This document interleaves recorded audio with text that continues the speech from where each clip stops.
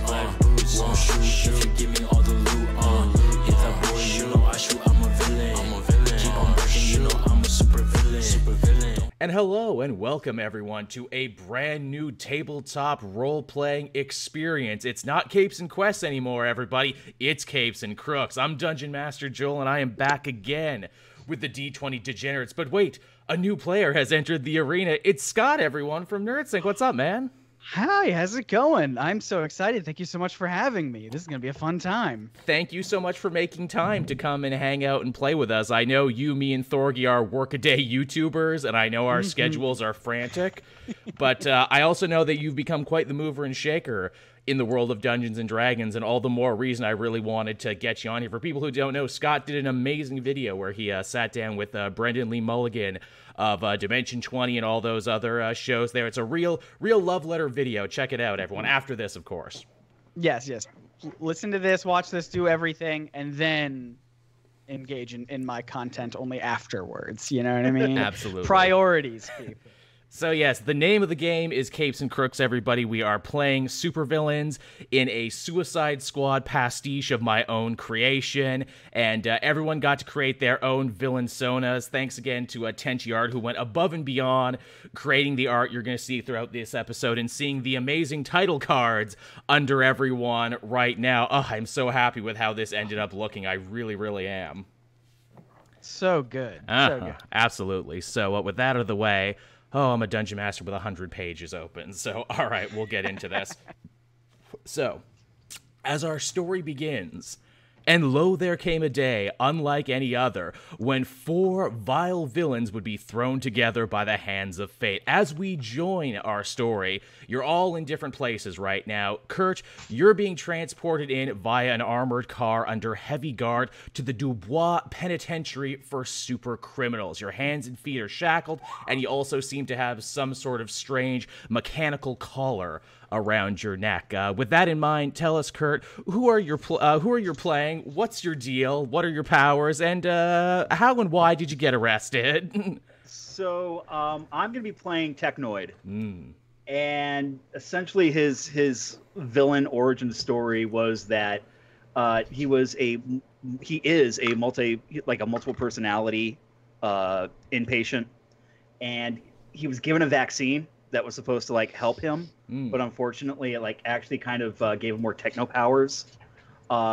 He links to machines, but he only kind of considers those as the other voices as the part of his multiple personalities. Oh, fun. And he also has excellent Wi-Fi wherever he goes. Yeah, but his DNA was also fundamentally altered so that he can no longer enter the gates of heaven, and that weighs very heavy on his conscience. Naturally, as I imagine it would. So he's kind of like this misguided. He doesn't understand the things that he does are fundamentally evil. Of course. And he's always in a misguided attempt to try to enter heaven and to undo these techno sins that he has been bestowed. That's the most early 90s origin ever, and I love it to death. I leaned so hard into it. I really wanted to. Techno your character sins needed more pockets. Keeping I just love the term techno sins. It sounds like a very good album. For real.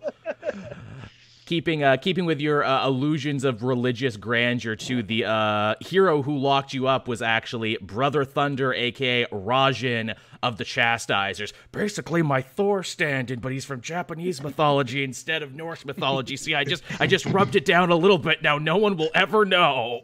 No one can see the VIN number on that. It's cool. No one will ever know. So yeah, you're being all part of the legally distinct Vengers. Oh, we're gonna be saying that a lot in this game. Legally distinct. Don't you worry. Avengers, come here. Get over here. Everybody come here. We can't say a symbol. Now, Aaron, you actually get a really good look at the Dubois Penitentiary because you are also currently being brought in tonight via helicopter. You also have a special collar around your neck. And just a little background on the Dubois Penitentiary. It's had a very, very tumultuous history. It used to be a southern plantation back in the day, but the whole area just seemed to be cursed. Wildfires, hurricanes, floods, uprisings, and at least one Rosie O'Donnell Christmas special in the 90s. Needless to say, the locals gave this land a wide berth long before the government stepped on in and made it a state-of-the-art prison for costume villains. So with that in mind, Aaron, tell us, who are you playing? What's your deal? Well, I feel first we should say for our regular viewers out there, Rosie O'Donnell was a celebrity in the 1990s. She had a talk show. She was famous for throwing koosh balls around. Do we really have a youthful audience? You'd be surprised. Wow. Yeah. I am playing Mr. Monk, who was a spider monkey who was genetically engineered to transform into a bear. He can no longer return into his ape form and is now currently stuck as a bear with the intelligence of a man. So he is taken to a life of crime. As you do. I like to imagine your guy is probably a villain for the Flash stand-in of this universe, Supersonic, because even if you are a bear, it's hard to fight a speedster. Oh, yeah. But, I mean, I've got all kinds of, like, environmental protection around me. It's kind of like Dr. Doom in Superman Community. So I'm pretty solid. I like to taunt my villain who's fast, but I say he can never touch me. Love of fine suits and fine cigars too. He's a bear of means. Yeah, I'm just waiting until my lawyers can get me out of here. For real. All right, then. So, yeah, you're being brought in via helicopter right now. And again, you guys all got transferred from other cities, you two, so you don't exactly know why you're being transferred in the dead of night as you are. It's kind of strange. The prison itself is a stone megastructure with electric fences, sniper towers, high-tech security cameras, a small army of roided-up security guards, and that very special type of attack dog. You know the one I'm talking about? The one that goes for the crotch every time? Oh, they got so many of those. Now, Josh, we next come to you. You're currently being held deep in the sub-basement of the prison. You're passing your time in your own personal cell. You got moved here about 2 weeks ago, and again, it's all very mysterious. You're not exactly sure why. Even the people who have been bringing you your meals have been very quiet and haven't said anything to you. You know this isn't solitary confinement because you didn't do anything wrong, and this cell is actually a lot nicer than the ones you're used to from Gen Pop. Instead of regular bars, too, the cell has this like really nice kind of like plexiglass thing on it so you can see out. It's kind of like that prison from Deadpool 2. Oh, I was thinking more of the basement from Silence of the Lambs. Oh, that's a good one, too. Or Yeah. Oz, when they were doing that new state-of-the-art prison without bars. Either way, it's a pastiche. There's lots of good stuff in there. So tell us, Josh, who are you playing and what's his deal?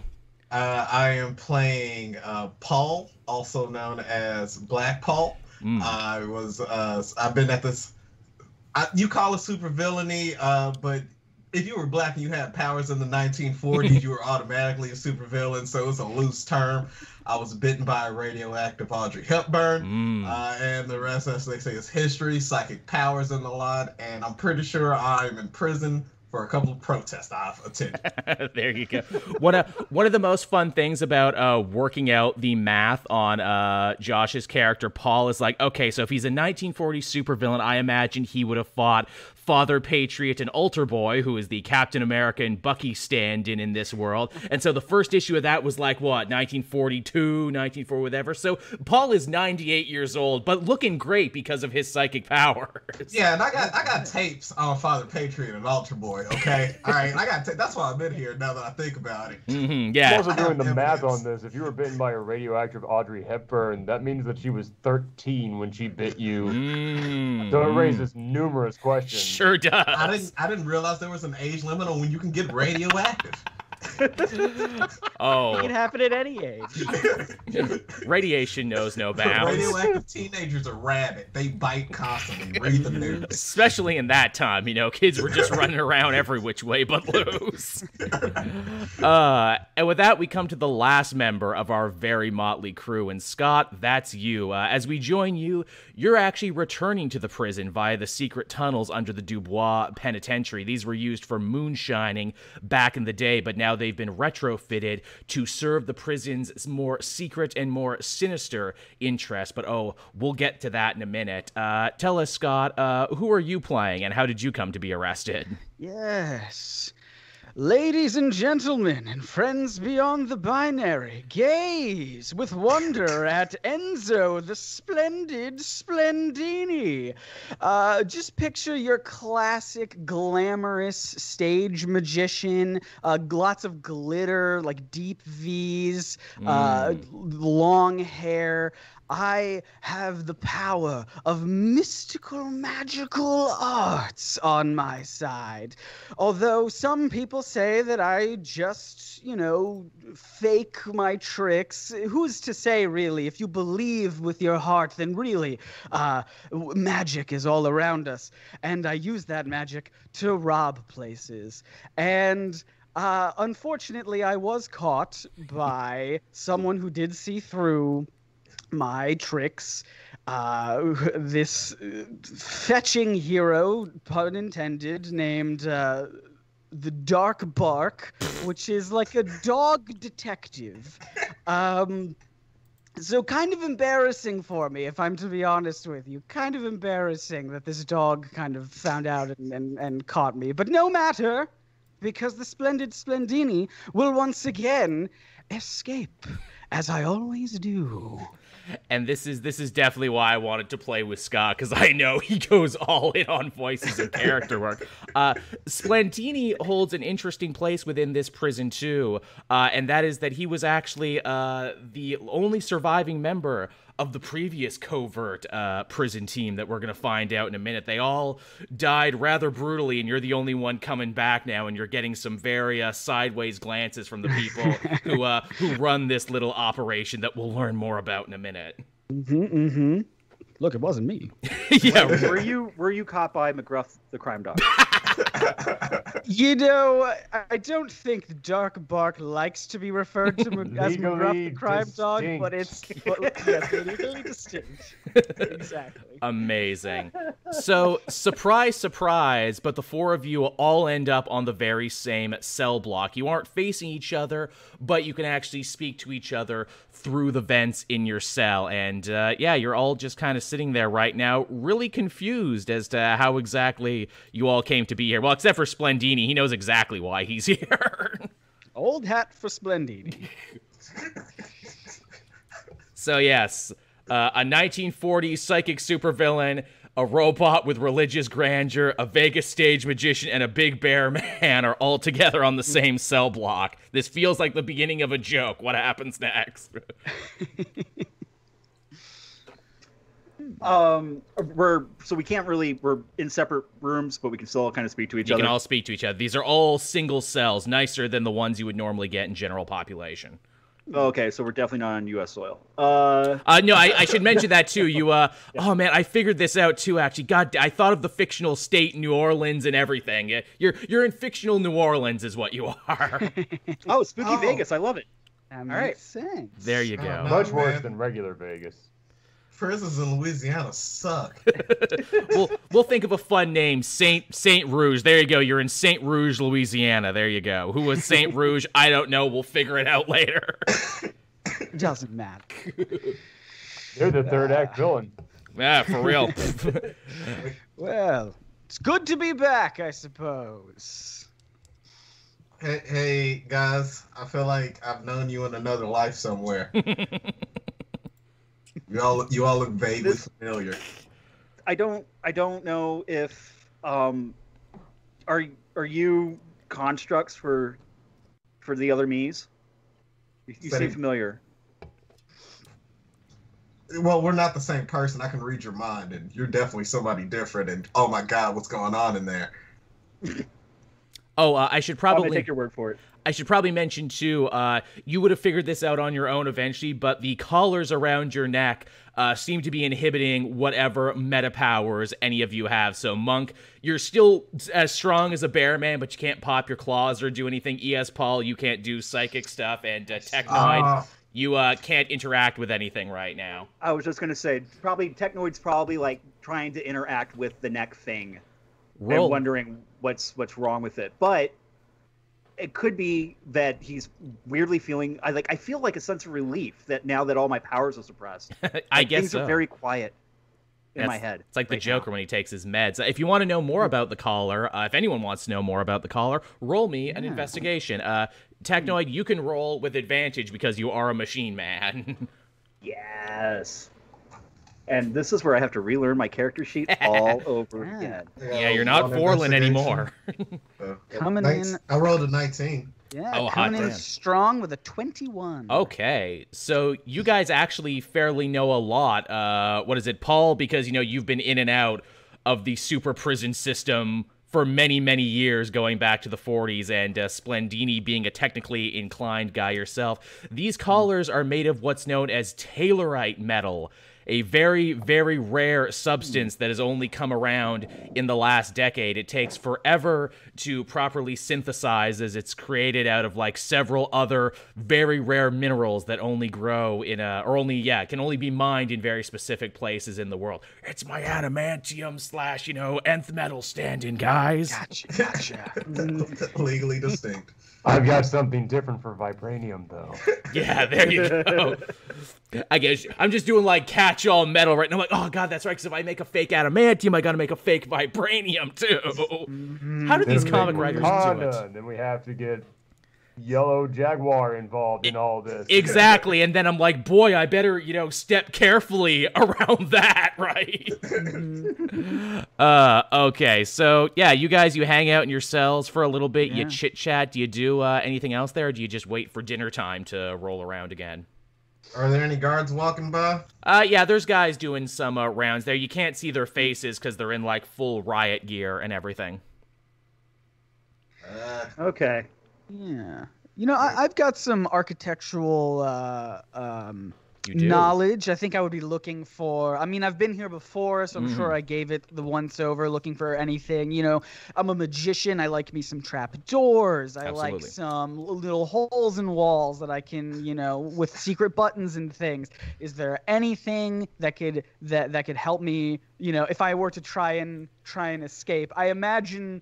Probably not, since I've been here before, but who knows? Anything's possible. It's true. Well, Splendini knows full well that you're about 6 stories underground from the main prison right now. You guys are there deep. This place is not on any maps. It is very, very secret. In fact, none of the other inmates even know this place exists. That's how, black site off the map it is. The only way out is either through the very long set of tunnels that you came in through, or via the secret elevator that all the guards seem to be coming in and out of.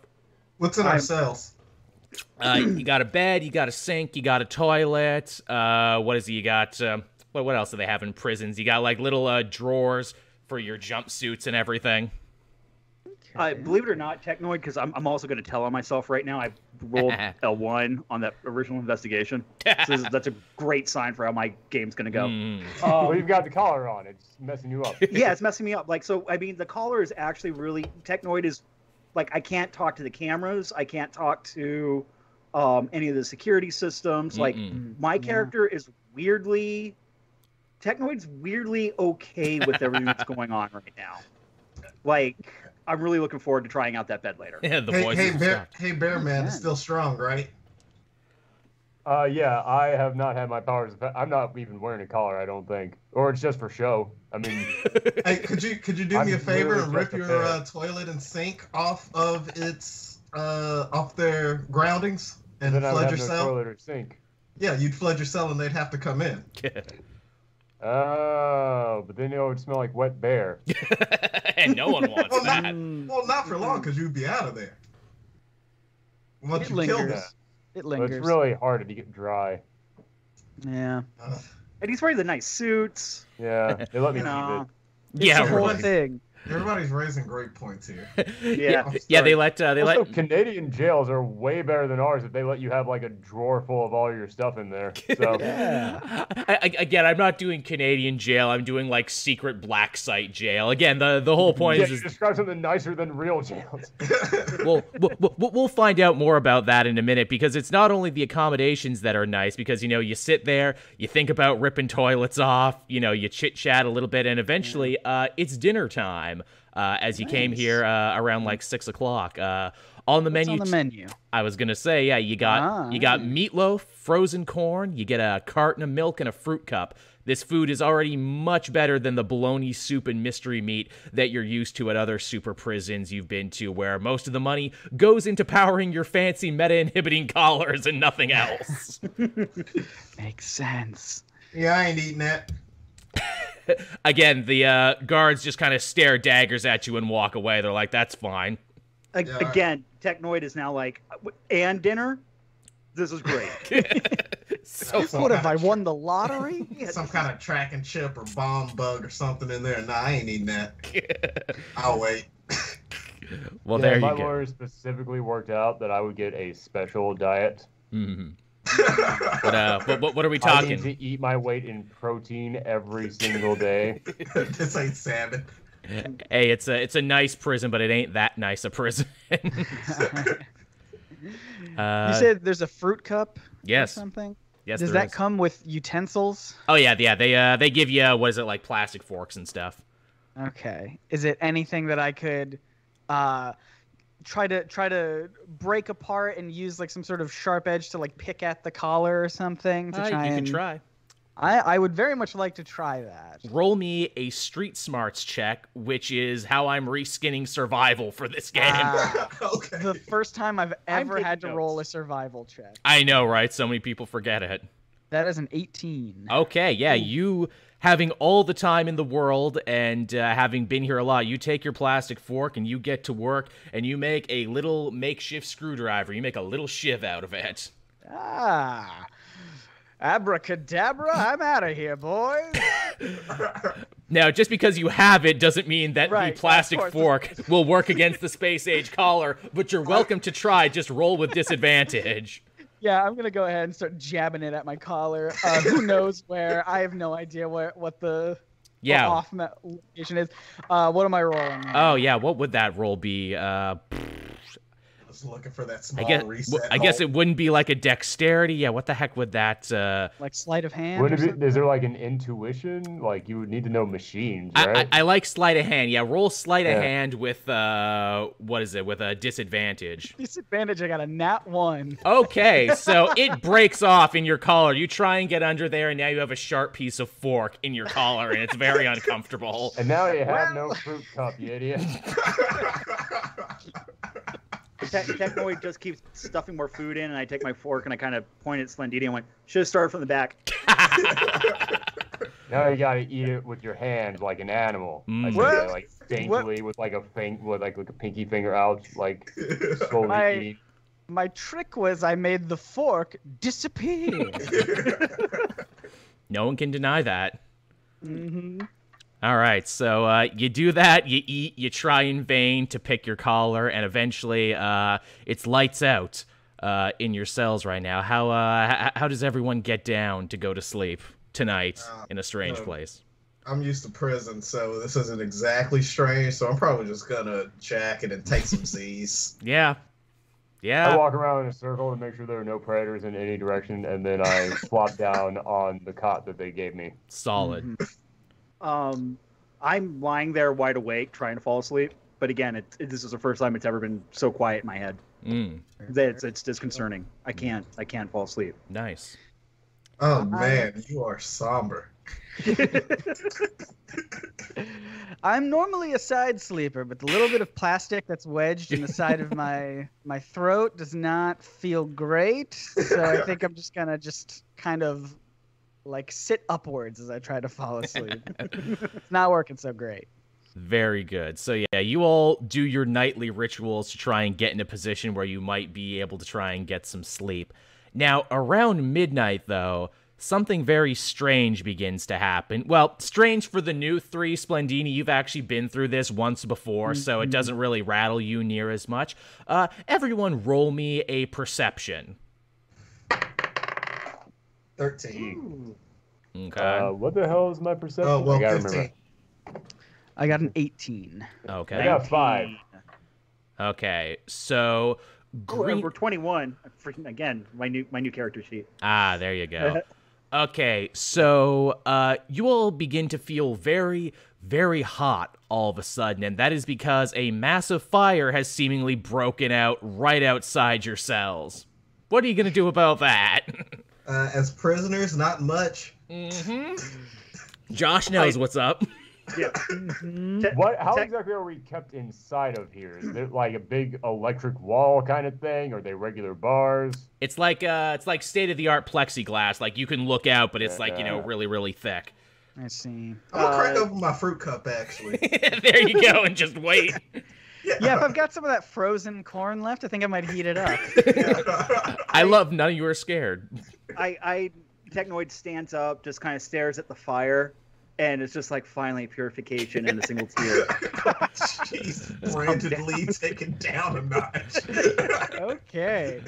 All right, so you do that, and the fire gets hotter and hotter and closer, so much to the point that some of you don't even notice the thing that happens next. The vents in your cells begin to start dispensing some sort of thick, noxious green gas. Now, anyone who rolled 15 and over gets to go in and out of consciousness for what's about to happen next. Everyone who rolled under 15 is just knocked right out. Sweet. So I'm away for this, okay? Yeah, I hit exactly 15. I'm going to feel every bit of this. Awesome. Yeah, about what's about to happen next. So, Can I still get out my fruit cup, though? Oh, yeah. While it's happening? Oh, yeah, absolutely. You're passing out and eating just fruit. Slowly just throwing grapes in my mouth. There you go. What happens next, for those of you who are able to remain conscious for this, happens in a series of flashes. The 3 of you that aren't Splendini come in and out of consciousness as you start to catch glimpses of a cold, sterile operating room. Men and women in white scrubs, followed by burning pains in your chest. You hear a voice of the guy there who seems to be running the medical show here, and he kind of sounds a bit like Alan Rickman. So, these are the new ones, huh? Walters really needs to stop breaking her new toys so soon. Someone's going to get suspicious and shut this whole place down. Can you believe the costume shop magician was actually the only one to survive the last mission? I guess I owe Grease Monkey a pack of smokes.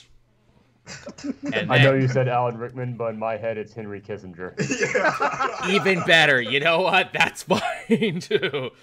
Also, considering what you're setting up in here, works way better. It kind of does. Magic murder bag. See, you get the frame of reference. So, when you all do finally manage to come to, hours later, maybe days later, you're not sure, you are in a large auditorium, like something out of a high school. The room is dark, and the 3 of you are all handcuffed to your chair. Splendini, you're there too, but you're just in a regular chair with no cuffs on because you've literally been through this song and dance before. This is old to me. I start doing whatever stretches I can in case this is a dance competition or audition.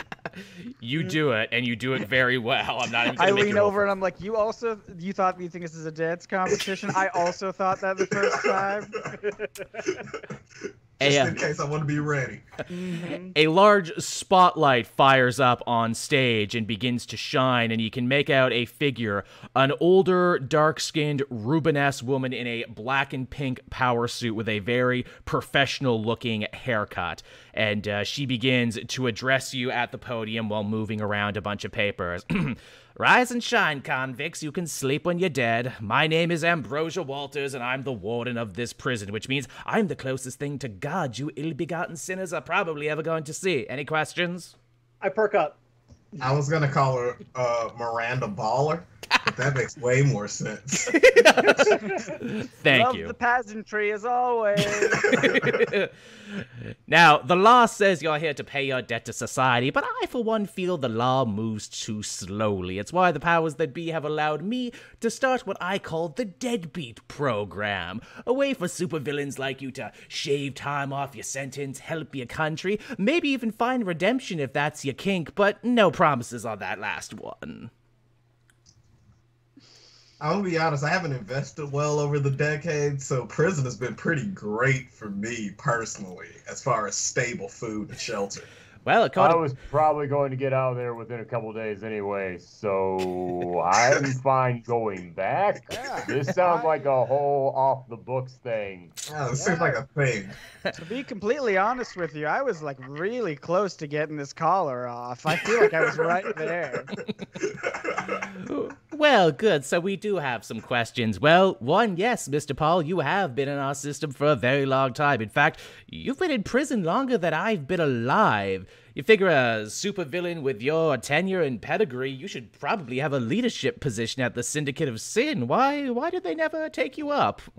Now, look here, sister. You holding the reins on this whole dog and pony show now. I am disappointed in you personally. And I knew your mom, maybe. I'm disappointed with myself, too. Now, Mr. Bug, you said that you were going to be getting out of here soon. Well, you know, that's interesting. She holds up a bunch of pictures from her files showing a bunch of charred corpses in your cell. Because, according to these pictures, you died last night. Hooray! We live in a world where, like, Captain What's-His-Face has come back 12 times. Yeah, the well... I died in prison thing doesn't hold as long as you think it does. It doesn't have They to literally hold. had a Supreme Court hearing over whether or not people can come back to life and still have rights.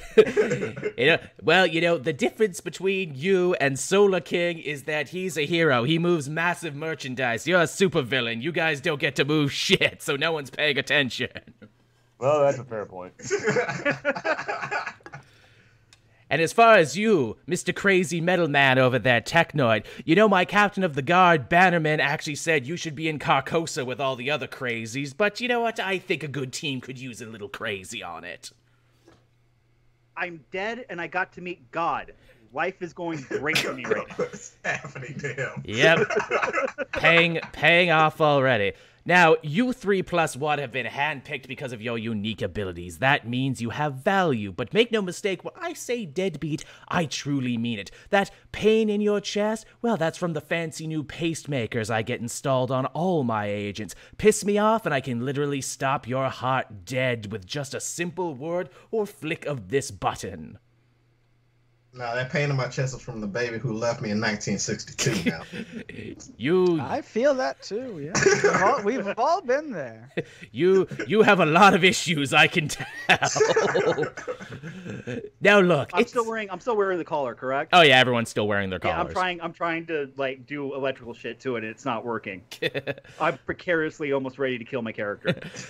Now look, it's not all bad. As my deadbeats, you'll have full run of the Dubois Penitentiary sub-basement. Rest up, meet the rest of your support staff, and in a couple hours, I'm going to have your first triode mission ready to go. If you manage to live, I think this will be the beginning of a very, very happy chapter in our lives together. And if you fail, no skin off my ass. I have a whole prison full of supervillains who would sure love to take your spot. Ain't that right, Splendini? Oh yes, you can expect the great Splendini to survive this little game yet again. For I have many tricks up my sleeves. There better be a lot of fruit cups waiting for us at the end of this. I cannot believe I paid money to see you in Vegas before you got locked up here. All right, so it's at that point, the locks on your shackles, but not your collars, unlock, so you're free to walk around. Now, the rest of the lights turn on in the auditorium, and yeah, you see a number of different rooms all around you. There's one to your left, one to your right, and one behind the main stage. Well, I'm gonna go check the one behind the main stage. Okay. Oh yes, I am drawn to the stage. Right. Splendini knows where everything is, too, because he works here already. Behind the stage, you find the medical bay. of the hospital, and you see a rather tall, gaunt-looking, almost grayish-skinned fellow in a doctor's lab coat there, cleaning off a bunch of utensils, and he kind of looks up and sees you there, and you recognize the voice more than you recognize his face. Oh, good, you're awake, walking around. Looks like another successful surgery for me, Dr. Titan. Oh, don't look so glum, Kang. Sure, you're getting forced into servitude for an amoral government outfit, but, you know. And then he just says nothing. All right. All right. Fair enough. Look, Medical Bay, I will be seeing the inside of this a lot. Look, Splendidi already knows this because he's been here once or twice before, but, look, you need any upgrades, you need anyone to patch you up, I'm your man. It'll only cost you, you know, cigarettes, honey buns, pornographies. This might be a secret sub-basement in a prison, but it's still prison. All the same rules still apply. Hey, I don't like that you looked at me when you said honeybee. Look, I'm just saying, man. I'm just saying. I did not realize that the fruit cups were actually going to be real currency in this prison. Yes, yeah, that's what I was saying. Yes. In the world of Capes and Crooks, there is no gold. There is cigarettes. Literally, that's how you buy stuff in this game. It's an all cigarette-based economy. Yeah, So when we beat Jones, they just explode into a pile of cigarettes on the floor? Yep. How long are we going to stay in prison? Because I feel like I'm going to do okay here. I've already divested my portfolio into ramen noodles, packs of chips, and honey buns. There you go. I'm going to corner the market on toilet wine. Oh, absolutely. Delicious Pruno. That's the Dogecoin of prison currency. I mean, hey, being an artificer, for those who don't know, that's Technoid's class. You took the alchemist feat, so I'm going to say, yeah, if you want to start making prison wine, you absolutely can if you get the stuff. Toilet wine to the moon. All right, so there's the medical bay, and there's Dr. Titan for you. Okay. Can we use any of his equipment to get the... We still have our inhibitor collars on, right? Yes. We can't use any of his equipment to pick these locks? He's a prisoner, too. He has his own collar on, so they, like, actually lock stuff up from him when he's done. Oh. Oh, shit. He's useless. Oh, yes, I should have mentioned that. I'm a prisoner, too, which is why you could pay me in cigarettes. None of us are here. Horrible addiction. None of us are here because we want to be. In fact, I'm doing 10 to 12 for tax evasion. I was going to open my own evil clinic. Now I'm putting evil pacemakers in people to make them comply. Bad plan, man. You should start with the clinic and let it decide its own way. Yeah. Where were you 10 years ago? So should we? I mean, I don't know how my character would interact with you guys yet because I don't really know you. I'm really like blissed out. So I'm just gonna keep wandering around. I want to check that other room off to the right. All right. Yeah, I'm gonna follow the robot. All right. Technoid stumbles and wanders out, and you eventually find yourself in a large hangar room connected to the tunnels under the prison. Splendini, this is where you actually came in, and you see several nondescript civilian vehicles, some military jeeps, as well as a large Osprey-style aircraft currently being worked on by a speedy little fellow who seems to be half man and half chimp. I look at him and I give him the sup. Yeah. He knows what it means. Yeah, he stops working for a second, he sees your sup, and he returns it in kind, and eventually he introduces himself, and this guy's name is Grease Monkey. He's also a supervillain in here serving time, and what voice did I decide from? Oh yeah, I was gonna go for like a Tony Hale thing. That's kind of like up here and everything. We got our scrunch people. There you go. Sup, guys? I'm Grease Monkey. I'm the mechanic for the Deadbeat program. Looks like we're going to be working together. Hopefully you last longer than the last team. No offense, Splendini. But I didn't even learn most of those guys' names, and I don't think I ever will. I'm grateful that you learned mine, my dear friend. Well, I do love magic. Also, too, hey guys, free tip, usually when you come back from missions, they're way too concentrated on making sure your collars are turned back on. They don't even bother checking the old prison wallet. So, you know, if you want to smuggle stuff in, you totally can. Mm-hmm. I was going to do that anyway. That was the plan anyway, but it's good to know that it's an accepted way of doing things around here. Yeah. Mm-hmm. See, you're a vet, right? See, that's why you're on top of it, man. Sure. Sure, I bet. Mad respect. Also, too, as Deadbeats, none of us can actually leave the sub-basement unless for religious reasons, meeting with your lawyer. I heard one guy did so well on a mission, Walters actually gave him a conjugal visit one time, but I think he was bullshitting me. You know what? I turned towards Splendidi with an accusatory look. Was it you? Was not me. Wink. Nudge, nudge. So yeah, there's. So there you go. There's what is it? There's the medical bay and there's the hangar area. All right. I'm so excited with my new home. I'm just gonna I'm a little puppy at this point. I'm now racing to the other room. All right. I'll let Grease Monkey know before we leave that I'm going to pet the shit out of him one day. That's a promise. I respect that, man. You know, it's all good. I definitely respect that. I like your vibe, man. Thanks, man. You know, I try to work on myself, you know, when I'm here in prison and stuff. I'm doing 10 to 12 on a stalking beat, you know. There was this really cute chimp in the zoo, in the New York Zoo, and hey, we don't need your whole backstory right now. Assalamu alaikum, my brother. We got rooms to visit. There you go. And so you leave Grease Monkey behind and he waves to you as you leave like it's the ending of an anime and you just left town. You work your way back through the auditorium again, and you find yourself back in your original cell block where all of this started. A bunch of the guards there are bringing stuff in, cleaning up the fire scene from the previous night, as they do so often. Looks like they're getting lunch together, actually, for you. You got big circular card tables that they're putting down in kind of a makeshift dining room area. You got your own cart full of books from the library, some workout equipment, and it looks like breakfast is already being served, and it's biscuits and gravy. I'm not eating that. Paul is not eating that, he says. I grab his and add it and just like slam it on top of mine. Oh, yeah. Like I'm making a biscuits and gravy sandwich out of biscuits and gravy. Nice. Yeah, also, how am I getting around? I need my cane. Do I have my cane? You do not, actually. You're kind of slumping all over the place. That's in the stuff that was on you when you got arrested. They should bring me like a prison issue cane or something. Consider it a weapon. It's an issue. Oh.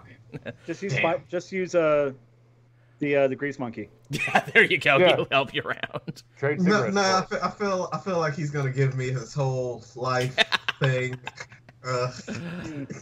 So yeah, you eat your You're the one who called him brother. I'm an actual ape, and I still didn't even talk to him. Yeah, really.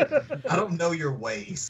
There's a lot going on. So yeah, you eat your food there. You kind of mess around in the new living area that they got you, and up on the catwalk, closer to the elevator, you see a guy there, real sour-looking gentleman. He's wearing more holsters and more body armor than the rest of the guards there. He's got like a bright red crew cut and a big orange shirt there, and he's just kind of looking down on you with disgust, and he eventually, you know, just can't hold it in anymore, and he eventually pipes up. And he says, you know, if it was up to me, you four would still be sweating it out in Gen Pop. You're lucky Warden Walters believes in a carrot and stick approach when it comes to running the Deadbeat program. But just because you got all this other stuff, don't make you think that it makes you any better than any other crook in this hellhole. And his tag reads, Captain Rhett Bannerman.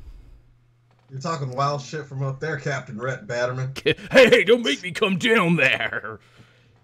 I think I am making you come down here. Oh, okay, so we're gonna do that then. All right, he taps a little thing on his wrist, and you feel your heart stop.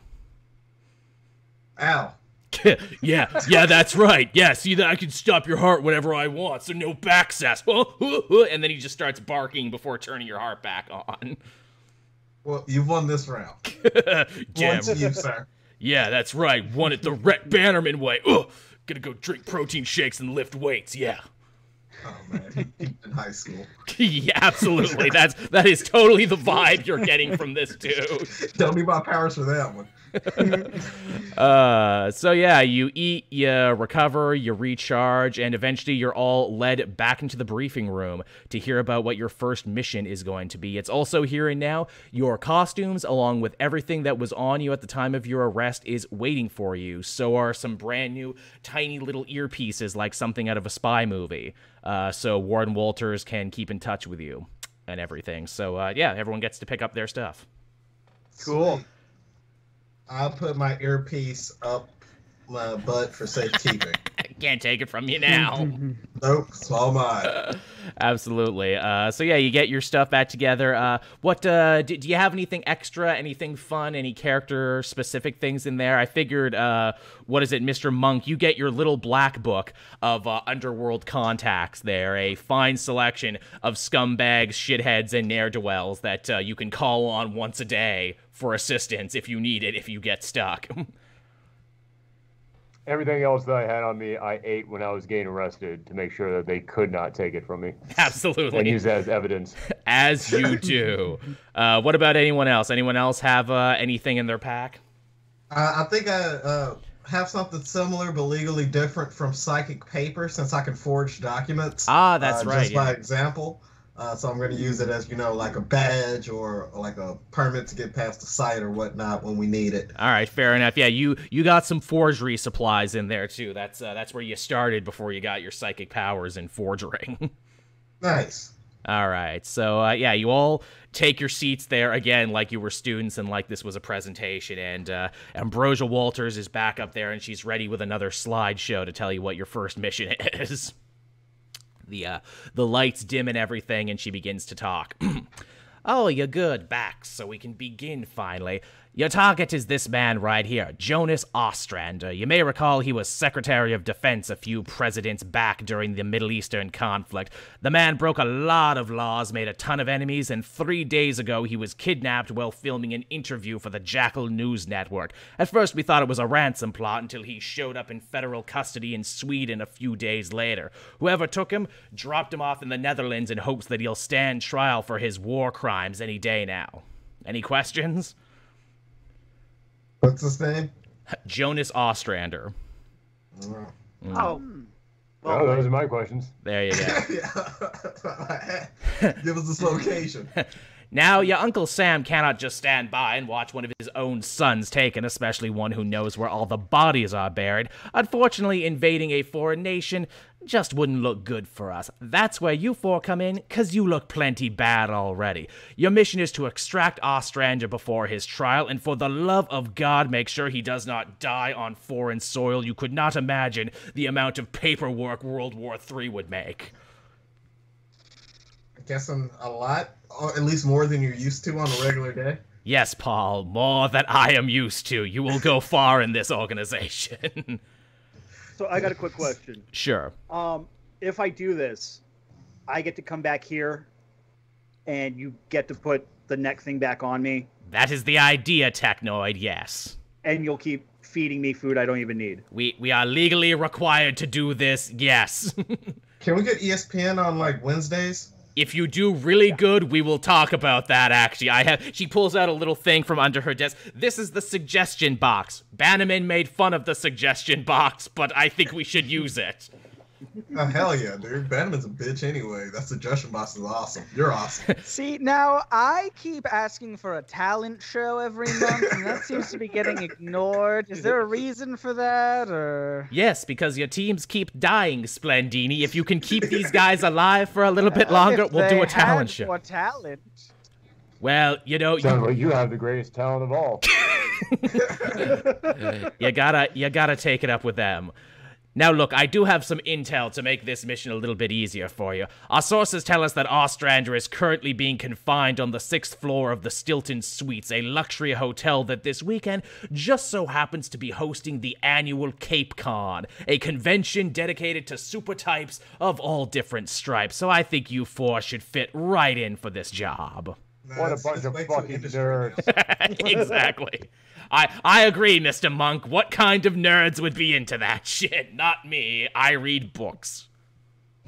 We'll blend right in. I'll be that 80, 90-year-old dude that's just kind of hanging around. There's always one. I already foresee my character accidentally killing cosplayers. One final thing. Accidentally. Yes, accidentally. I dart. One final thing, and this is important. Ostrander just so happens to be a major shareholder in the Dark Lake Mercenary Company. He had a small army of mercs with him when he was kidnapped, and they were all killed, seemingly by one highly trained, possibly super individual. Any chances that if he went that far to make sure that Ostrander got captured, they'll probably be waiting in the wings true to make sure that his trial goes through. So, you know, be aware. Question, does the general public know yet that his entire mercenary crew that he is the head of was killed off? Oh, no, we are keeping that very, very private, very hush-hush. The order came down from the heights of government. I'm talking secret president himself. And The secret when president? exactly do you plan on eventually revealing that to said public? We're hoping we don't have to if this mission goes well. I see. Well, if you do, just let me know with enough time to contact my broker. Oh, you're an I idea have man. some stocks to move around. Oh, you're an idea man, Mr. Monk. You'll fit right in the Deadbeat program. So, yeah, at that point, she turns you loose to go to the hangar bay and get ready for the mission. All right. I just get naked right there and put on my like clothes. There you go. That was the idea. Yeah, that's why she gave you the clothes. I think you all have to end up doing that. All right, sweet. And I have my cane, right? Yes. With the sword in it. Yes, you do. Where's that asshole who stopped my heart? Oh, he's actually he's driving the jet actually as you all pile into the Boeing Osprey aircraft. He's the guy actually going to be piloting you on this mission. Okay, hey big homie, this ain't over. Oh yeah, that's what you think. Again, I could crash this jet and kill us all. I'll do it. You don't have the guts. Yeah, come on. I just want to say, this guy seems real chill and real cool. I don't know if you guys are getting that same vibe. Nobody pushes Captain Red Bannerman. Now let's go.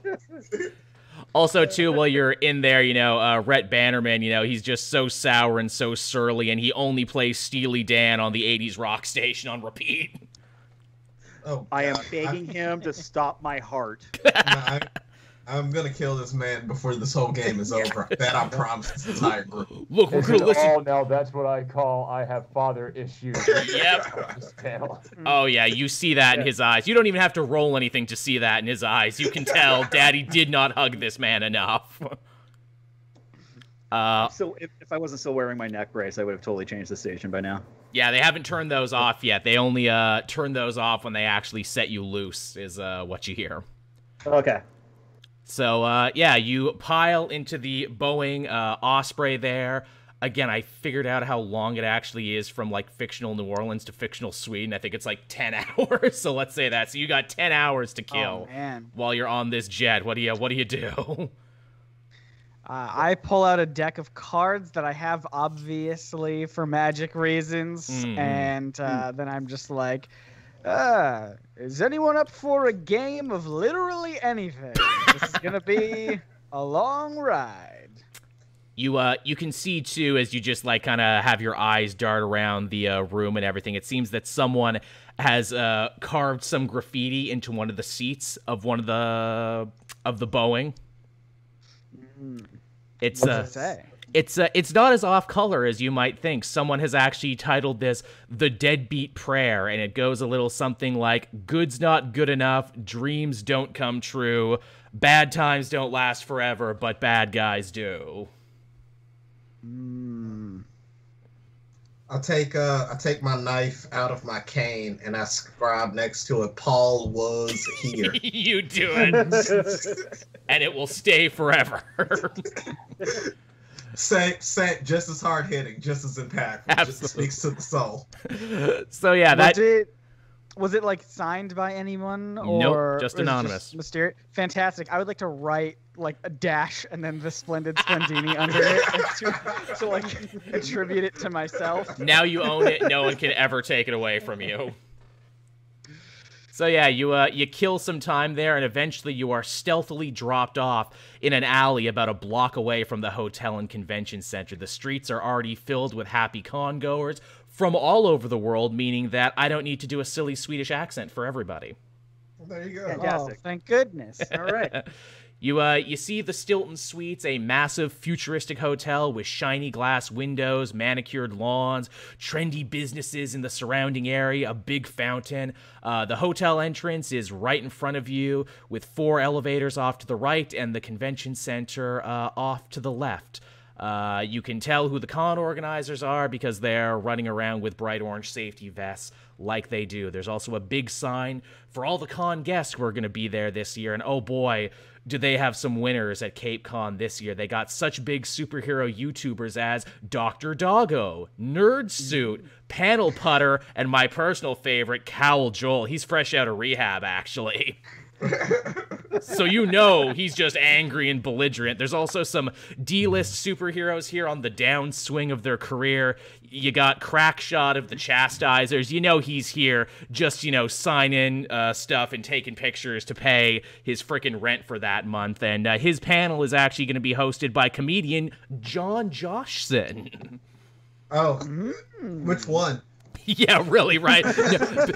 People don't know, and you're rolling the dice when you go there. So we're just going to say the good one. Thank you. I'm going to pass. Not really my thing. Thank you, everyone, for allowing me to do this ultra inside baseball. Friggin' joke. This is the whole reason I wrote the campaign, just so I could do this joke. Credits. Yep, credits roll. Thank you for coming, everyone. You got the one joke you want to do this entire time on the first episode. Yep. Just have no plans. For Never, the rest. never, ever again. So, how you want to attack this, everyone? We should check in, right? Yeah, you didn't hear if you had rooms or anything. You just know that you're using the con as cover. But if you want to go to the front desk, you are more than able to. You can attack this any way you want. First order of business, I definitely need to avoid weapons prop check. Yeah, really. Is there a metal detector around here? No, actually, it's very lax here in the Netherlands. They're really only checking people as they go into the convention side. So far, you're just in the hotel side right now. And you do get some great looks from people. Actually, you do hear people under their breath being like, "Wow, their costumes are so cool and so authentic. They should enter the costume contest. I think the prize is 500 kroners, which is like $60 in American money, I think." So we still have to go through weapons check to get into the main convention hall, yes? If you want to, but what you want is on the 6th floor. Okay, but I want to check out what's. I mean, maybe they have some cool shit to buy. I mean, is Lou Ferrigno here? Oh, of course, yeah. He's there. Larry Hama's there. All the regulars are there. How much money did you bring for that Lou Ferrigno signature? I was one carton of cigarettes. Yeah, exactly. Start selling them fruit cups. Mr. Ferrigno, how many fruit cups for a picture and an autograph? I mean, he's a hungry guy. It might work, you know. Okay, so should we stake out the convention center, or should we try to see if we've got a room that they will actually... I can't believe I'm a villain asking if we've got a room in a hotel. If we've got a room in a hotel. I will... Can I try to pickpocket somebody and get their key card? I will go to the front desk and I will ask them what floor the penthouse is on. Oh, hello. Thank you there. Yes, the penthouse is on the 10th floor. Thank you very much. We head up to the 10th floor on the elevator. Okay, you get into the elevator, but then you realize, oh shit, this is one of those new hotels where you need a key card even just to hit the thing to go up in the elevator for security reasons. Okay. I reach out and grab whatever random person is passing by and pull them inside. Okay, roll a stealth check for that. Stealth? Yeah. I think we're like intimidation. Yeah, yeah, this is intimidation. I assumed you didn't want to be seen. I'm a bear. There is no stealth involved in any of this. It's 17 plus whatever stealth is 4. I have a 4 for stealth? Yeah, you're a Alright, very sure. stealthy animal of the woods. Go figure. I was surprised too. 21. Okay, I think that's probably more of a like my underlings have stealth because of my organization skills kind of thing. I Like, guess. Listen, I've played enough card games in my life to know that they always are like, how do we spec the kingpin? I don't fucking know. It's always crazy. Yeah, okay, so I rolled a 10, so yeah, you grab a guy walking by there. He's a portly gentleman in a pork pie hat and a button-down shirt with flames on it, Cheeto dust on his fingers, and yeah, you grab him thoroughly and cover his mouth. I pull him inside, and then I murder him right there in the elevator. Okay. I eat the remains so no one can find him, and then I have his key card. At this point, too, you hear Walters on your earpiece. Well, I guess I owe Bataman $5. He said the bear would be the first one to kill someone. Shit, I really thought it would be the robot man. Really did. I don't know, your special guard was killing us with his music choices the entire way here. Look, just as long as Ostrander doesn't remain, just as he lives, it's fine. Look, it's fine. You're villains anyway. You're already prisoners. What do I care if you murder a sweaty nerd? While he is eating the poor con attendee, I actually I'm going to try to beat him to the key card and just try to activate the device. Okay. Please don't Oh, we eat probably the should have key thought card. of that. Yeah. Okay, now Don't eat the key card. Okay, now I thought of it. So yeah, I guess roll me a survival, but also add your proficiency to it too. And I'm gonna say roll with advantage too because you're a robot man. So yeah, you can do this. Oh man, that's not good. It's only an 18, and so I'm not even gonna bother with all the pumpers because. Yeah, okay, so yeah, you stick your finger in one of the holes in the elevator, and you speak deeply to it, and in doing so, you now have clearance for all the floors in the hotel, not just the 6th floor. You know when you plugged into this hotel, you plugged into everybody this hotel's ever been with, right? I just saw the guy I ate. I don't think they've been with anyone. Tish. We can make those jokes, everyone. So yeah, you have free run of the elevator now. What are you gonna do? Okay. So are we taking this thing straight up to the penthouse? Should we take the level above so we can crash down? I was gonna say the penthouse is the 10th floor. Ostrander's being Yes. held on the 6th floor. He's on the 6th floor. 6th floor. Yes. Okay. So definitely penthouse for the minibar. Oh yeah. Yeah. Well, yeah. But we can get okay. to that later. No, honestly, do you guys want to? I like that plan. That's some siege tactics. There's a Come pool. out There's from a fitness underneath. center. Do we know what room he's in? 6th floor. 6th floor. They didn't say which room he was in, only that they have the entire 6th floor to themselves. I mean, what does everybody else think? Because I think that like crashing I'm down going from into the above. penthouse. I've got this key card. Oh Jesus! A human key card. Yeah, we had to unnecessarily kill somebody for. Eh. We did I take mean, a I life. was going to get hungry eventually. We did take a life. It would be a shame not to honor that sacrifice by That's true. drinking all his penthouse booze. There you go. So yeah, you make your way up to the penthouse proper, and it looks like this is where they're keeping all the celebrity guests and everything when they're not doing their signings. And judging what is it by all the arrows in the wall and everything. Yep, this is the room belonging to Crackshot, the guest du jour of the convention. Do you have any spare sheets? Like a bunch of spare sheets? Is there a balcony view? You know what? Yeah, there's tons of sheets. So okay, what if is Crackshot like an actual hero of some sort? He's the Hawkeye stand-in for this universe. Okay, cool. I thought you were How- going to have like a bunch of like fake nerd celebrities also going with like your universe's version of Nolan North or Alan Tudyk Aw, see or this. Nathan Fillion. This is why we need to co-write the next one for CapeCon 2022. I like the I don't think idea we're getting of, invited back after this. Yeah, he But killed Bruce- a guy already. but Bruce Campbell's in this as Bruce Campbell because that's the only way we Yes. can. Oh yeah, He's yeah. the Yeah. one Yeah. unchanged guy. Yeah. I kind of here's a plan I'm afloat with you guys. either we just kidnap Crackshot, and that is the distraction that we need for our real mission, or we just get ahead of this and we kill Crackshot, just so that we don't have to deal with one more hero getting in our way. Oh, you had me at murder.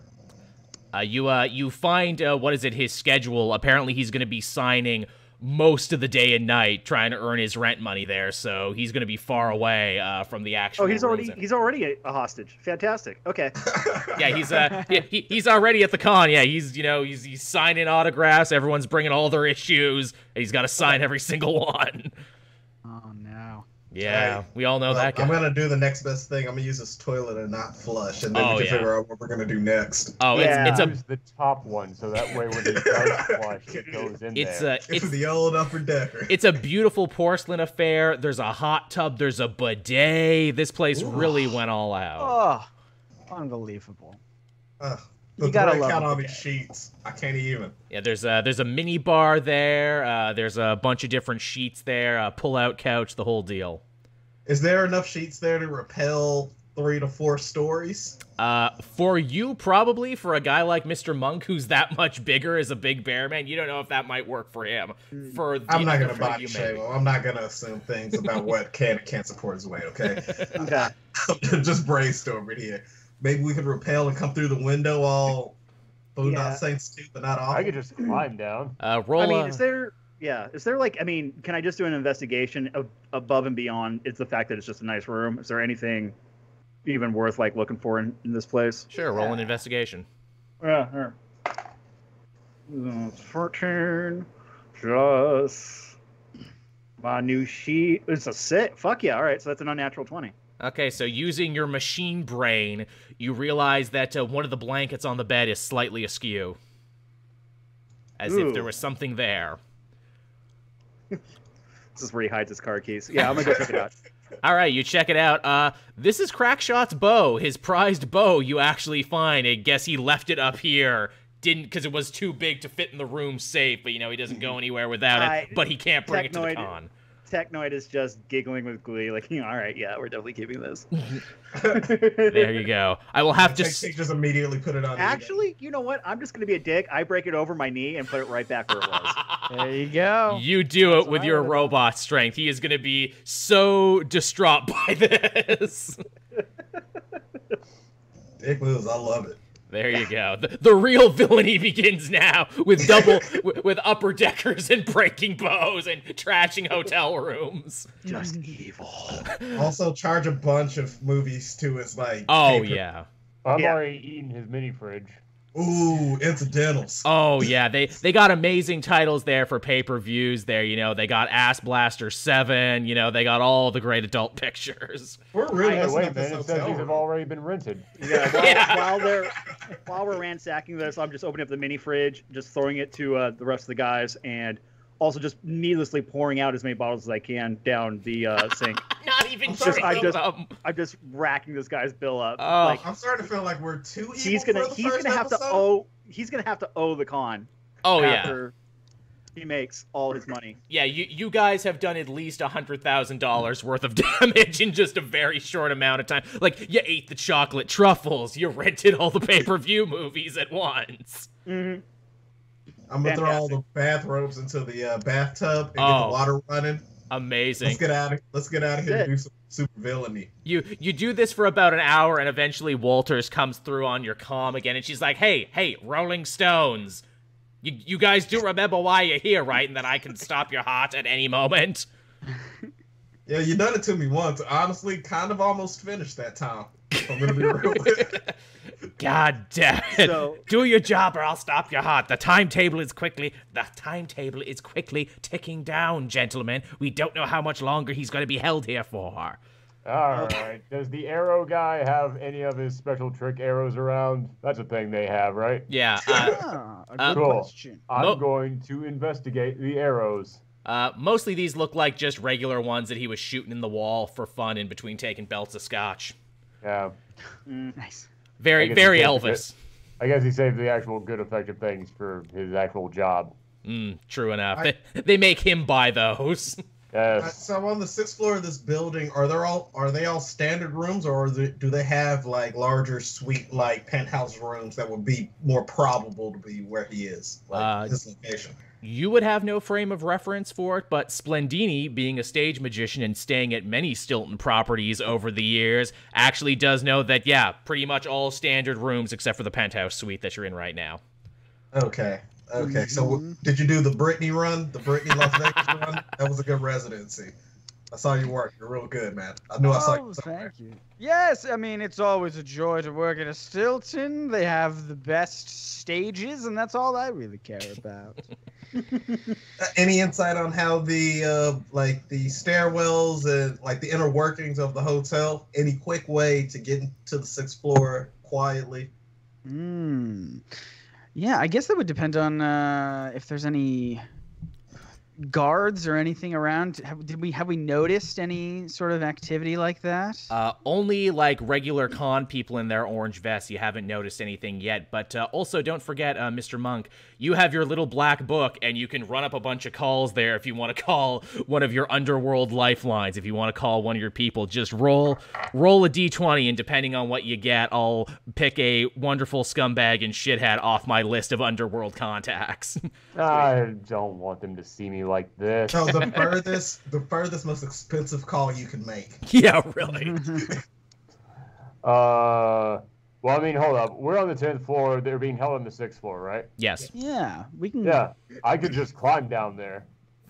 Arguably, I mean, I'm a bear. And you do have very good athletics. The only problem is, do you think you're strong enough to break through the glass? Probably. Yeah, it was a goddamn bear. I mean, this is a Stilton hotel. Yeah, do we want to split the party up? Do we want to do 2 through the window and then maybe 2 just through the elevator? Wait a minute. Magician Man, do you have teleporting powers? I figure we should probably have checked that way early on. Yeah, you guys should have compared powers. You guys don't know what everyone can do. I only follow what the heroes do. I don't really follow you guys. I mean, I do have this book of the high-class villains, but, you know. Yeah, you know what? You guys figure that out. I'm gonna get on an elevator and go down there and pretend like I'm drunk and try to get some intel, see which room has got people standing outside of it and whatnot. I'm just gonna act like a drunk con goer. Nice. And try to get some on the ground, ear to the street intel. I actually like that plan. I'm gonna go with him, and I grab a couple more of the last of the mini bottles. Yeah, we gotta sell this. Yeah, we gotta sell our drunkenness by getting real, actual drunk. Amazing. I love everything about this. Also, for the record, Mr. Monk, you do not have high-class criminals in your underworld contacts. They all have names like Avi the Pimp and Furcoat Rhonda and Ass Dan. Yeah, but by comparison, it's a sliding scale. I guess so.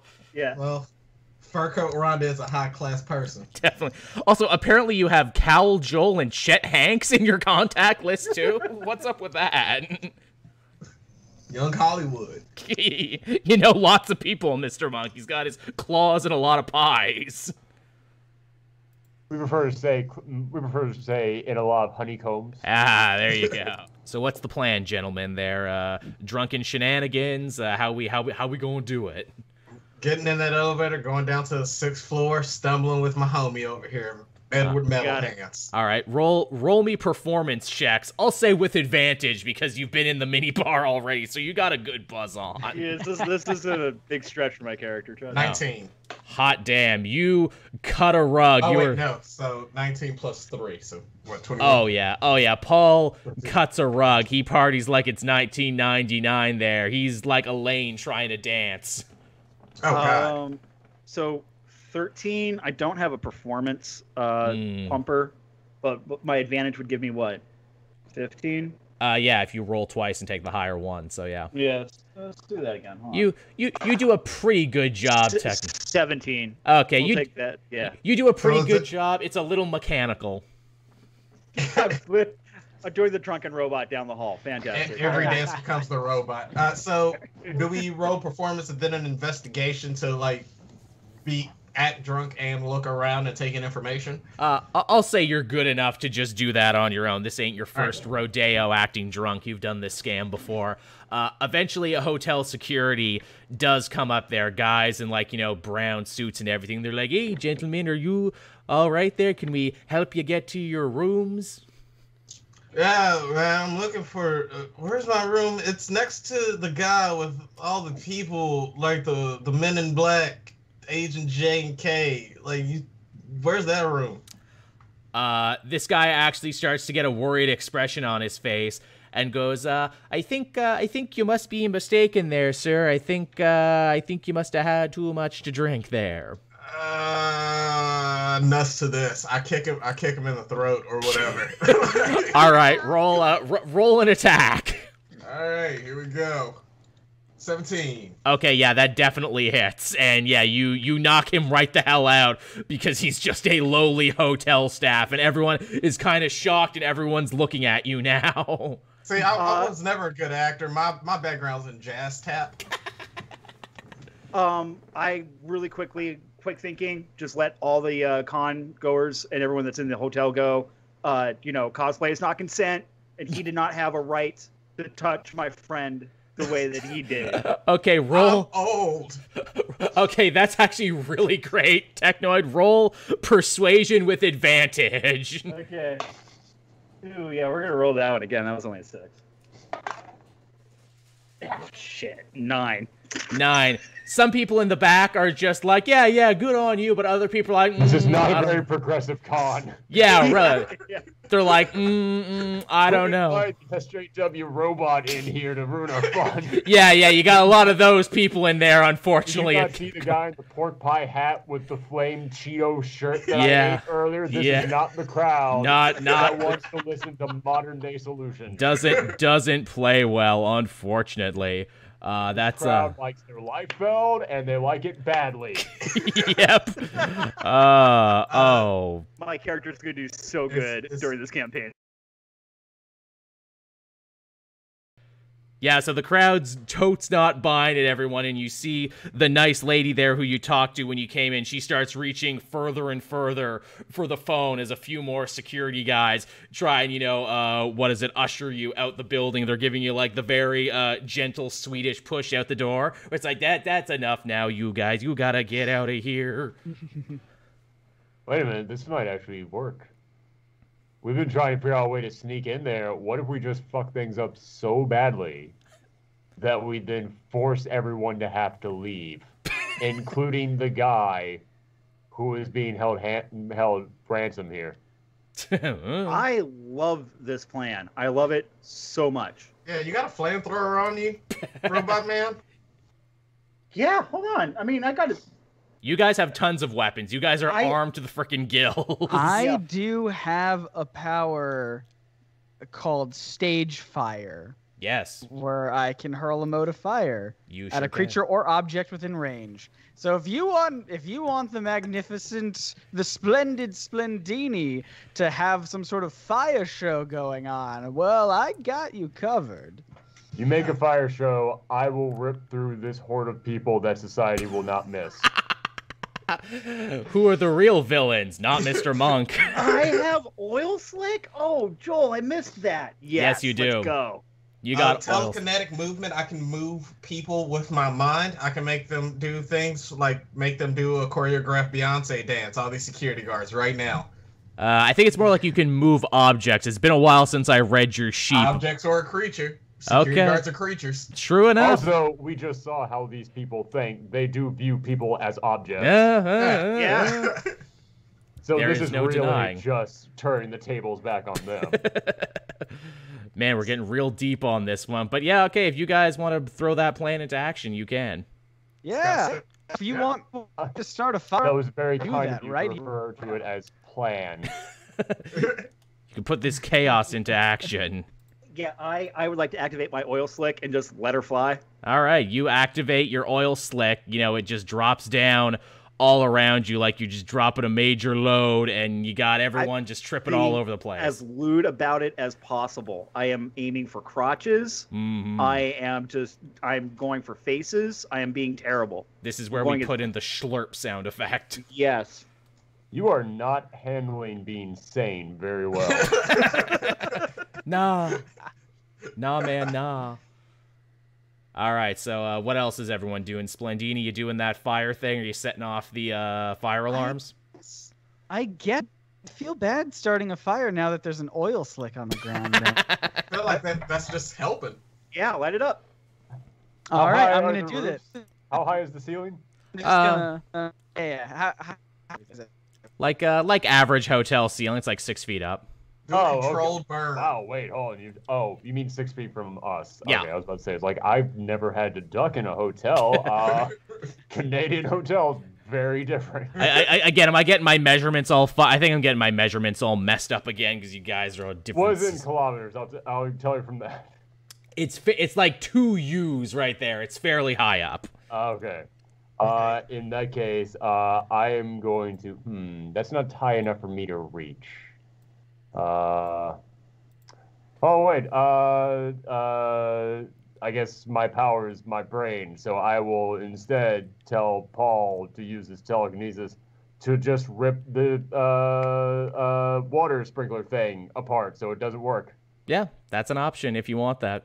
All right, I'm going to use my carry powers to rip that pipe down. You do it. The pipe is ripped down. People are slipping all over Technoid's oil slick. What's everyone else doing at this time here?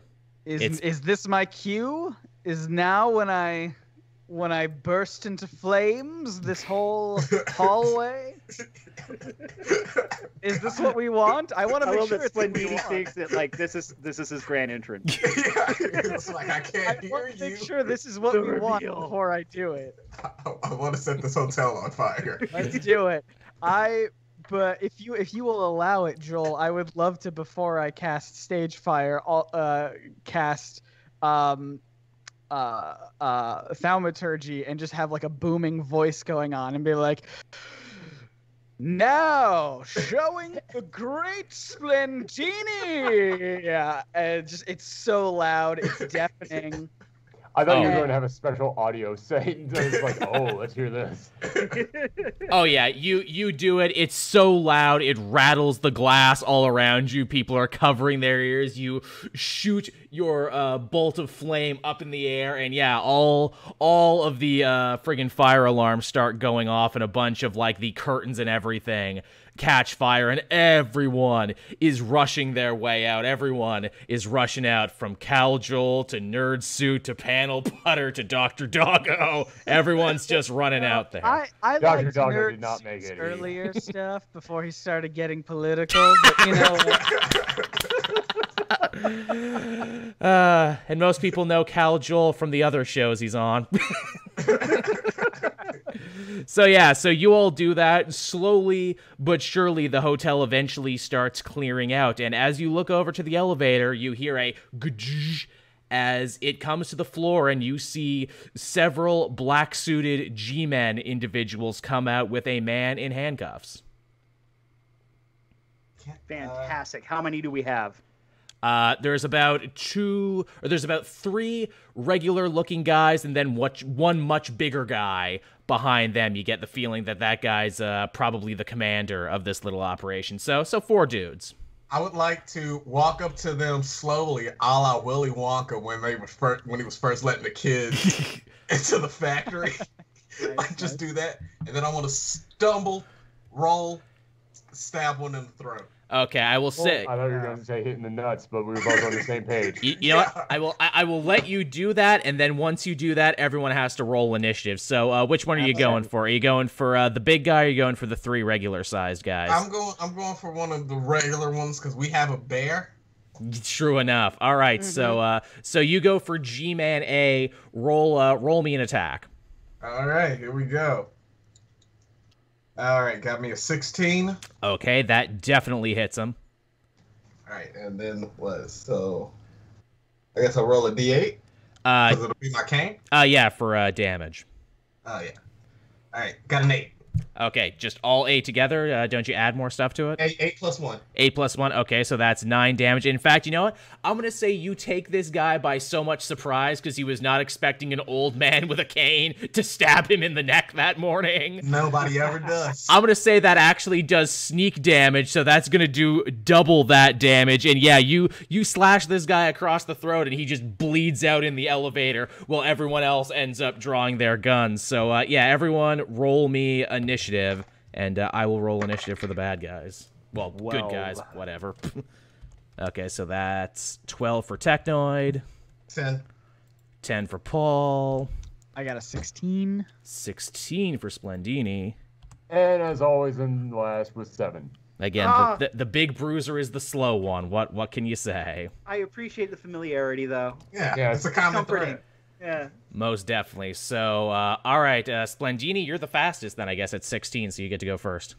Oh, that's awesome. Boy, I want to use some of my cool powers. And you have many. I have so many. You're actually a level higher than everyone else because you were on this team longer and because I wanted to give you the most Mysterio-ass powers that are both Trickster Cleric and Illusion Wizard. Yes. Let's see. Well, I've just caused a big fire, so I want to kind of lean into that. And I would like to... So how many guys did you say there were? There's 3 guys left, 2 regular-looking G-men, and then 1 much bigger-looking G-man who looks to be the commander of this operation. Fantastic. I'm just going to do one of the regular-looking ones. Because as I believe it has been established, we do have a bear. So I say I'm just going to look at one of them and go, "Gentlemen, welcome to the show." And I'm going to use hot sword trick. I'm going to brandish my my little. I think I've got a magic wand, but I imagine I'm gonna use that to. Does that like cast a cool sword, or does the wand itself become the sword? Yeah, it can be whatever you want it to be. You can make it look like whatever you want. Yes, I'm gonna take my magic wand and brandish it out, and it morphs into this this cool sword. And I'm just gonna go ahead and attack with it. And it's also going to take some bonus damage from something, I think, right? You can cause green fire to leap from the target. It's Green Flame Blade. I just changed the name. Gotcha. Perfect. I would love to do that. Go for it. I admire your restraint with your constructs. That's going to be a 22 to hit. Oh, yeah. You slash out with great speed and great precision. Fantastic. And then I'm going to take, that's a 3 plus 2, that's a 5. And then, let me see, on a hit, the target suffers a weapon attack, normal effects, and you can cause green fire to leap from the target.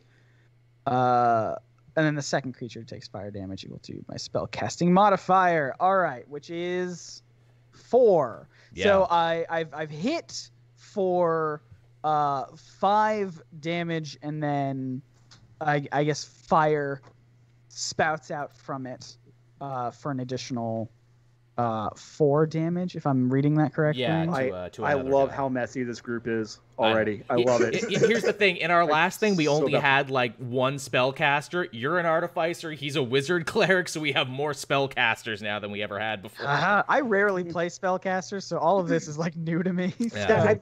We purposely went with that for my character because I would never do it. So I'm excited. So how much fire damage was that to the second guy? It was 4. Okay. So yeah, you slash at one of these G-men, and he gets a big nasty gash across his chest where you cut him, and then fire leaps from your blade onto the dude next to him and singes off his eyebrows, and he's just kind of like, oh god, oh god, oh god. As misdirection, my friend. As I'm attacking one, the second doesn't know that it will also be hurt. Ha ha ha. It notes, my brethren. Magical, truly magical.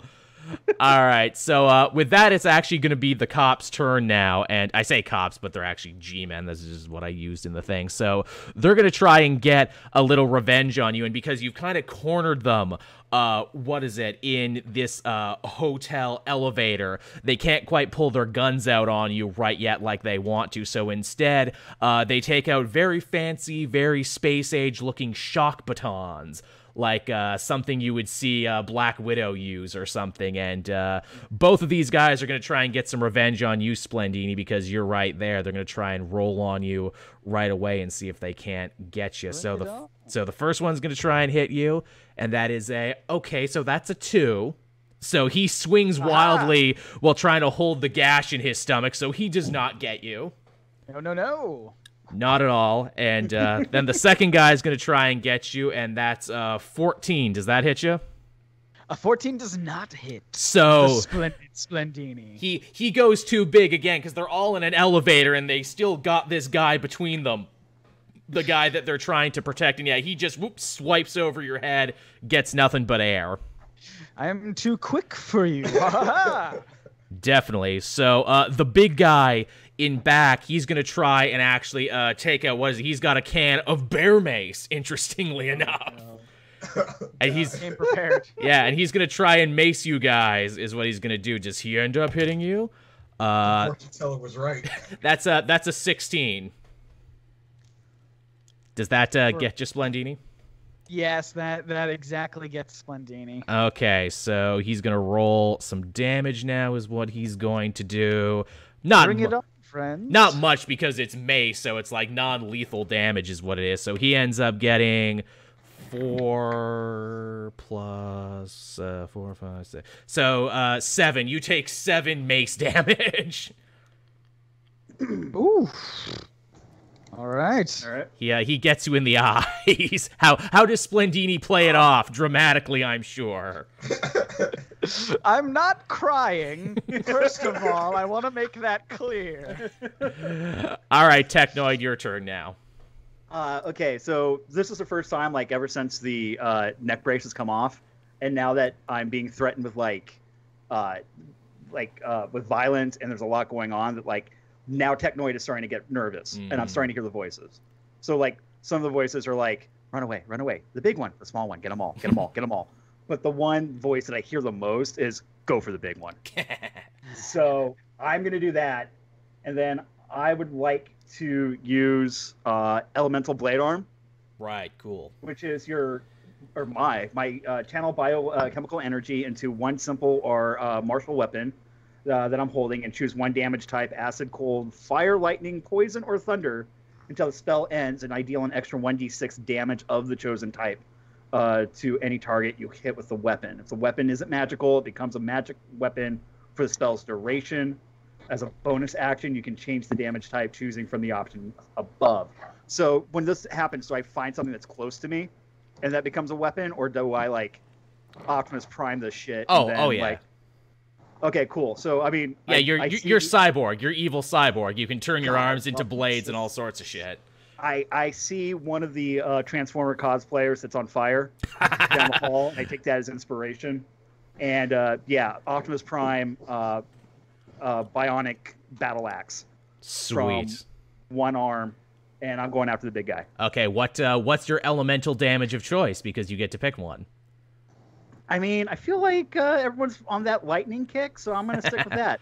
All right, so yeah, you twist and move your arm through the power of nanomachines, and yeah, you have yourself a battle axe arm now that is just crackling with electric energy. And take a swing at the big bruiser guy there. He's a little tougher than the others. Let's see if you get him.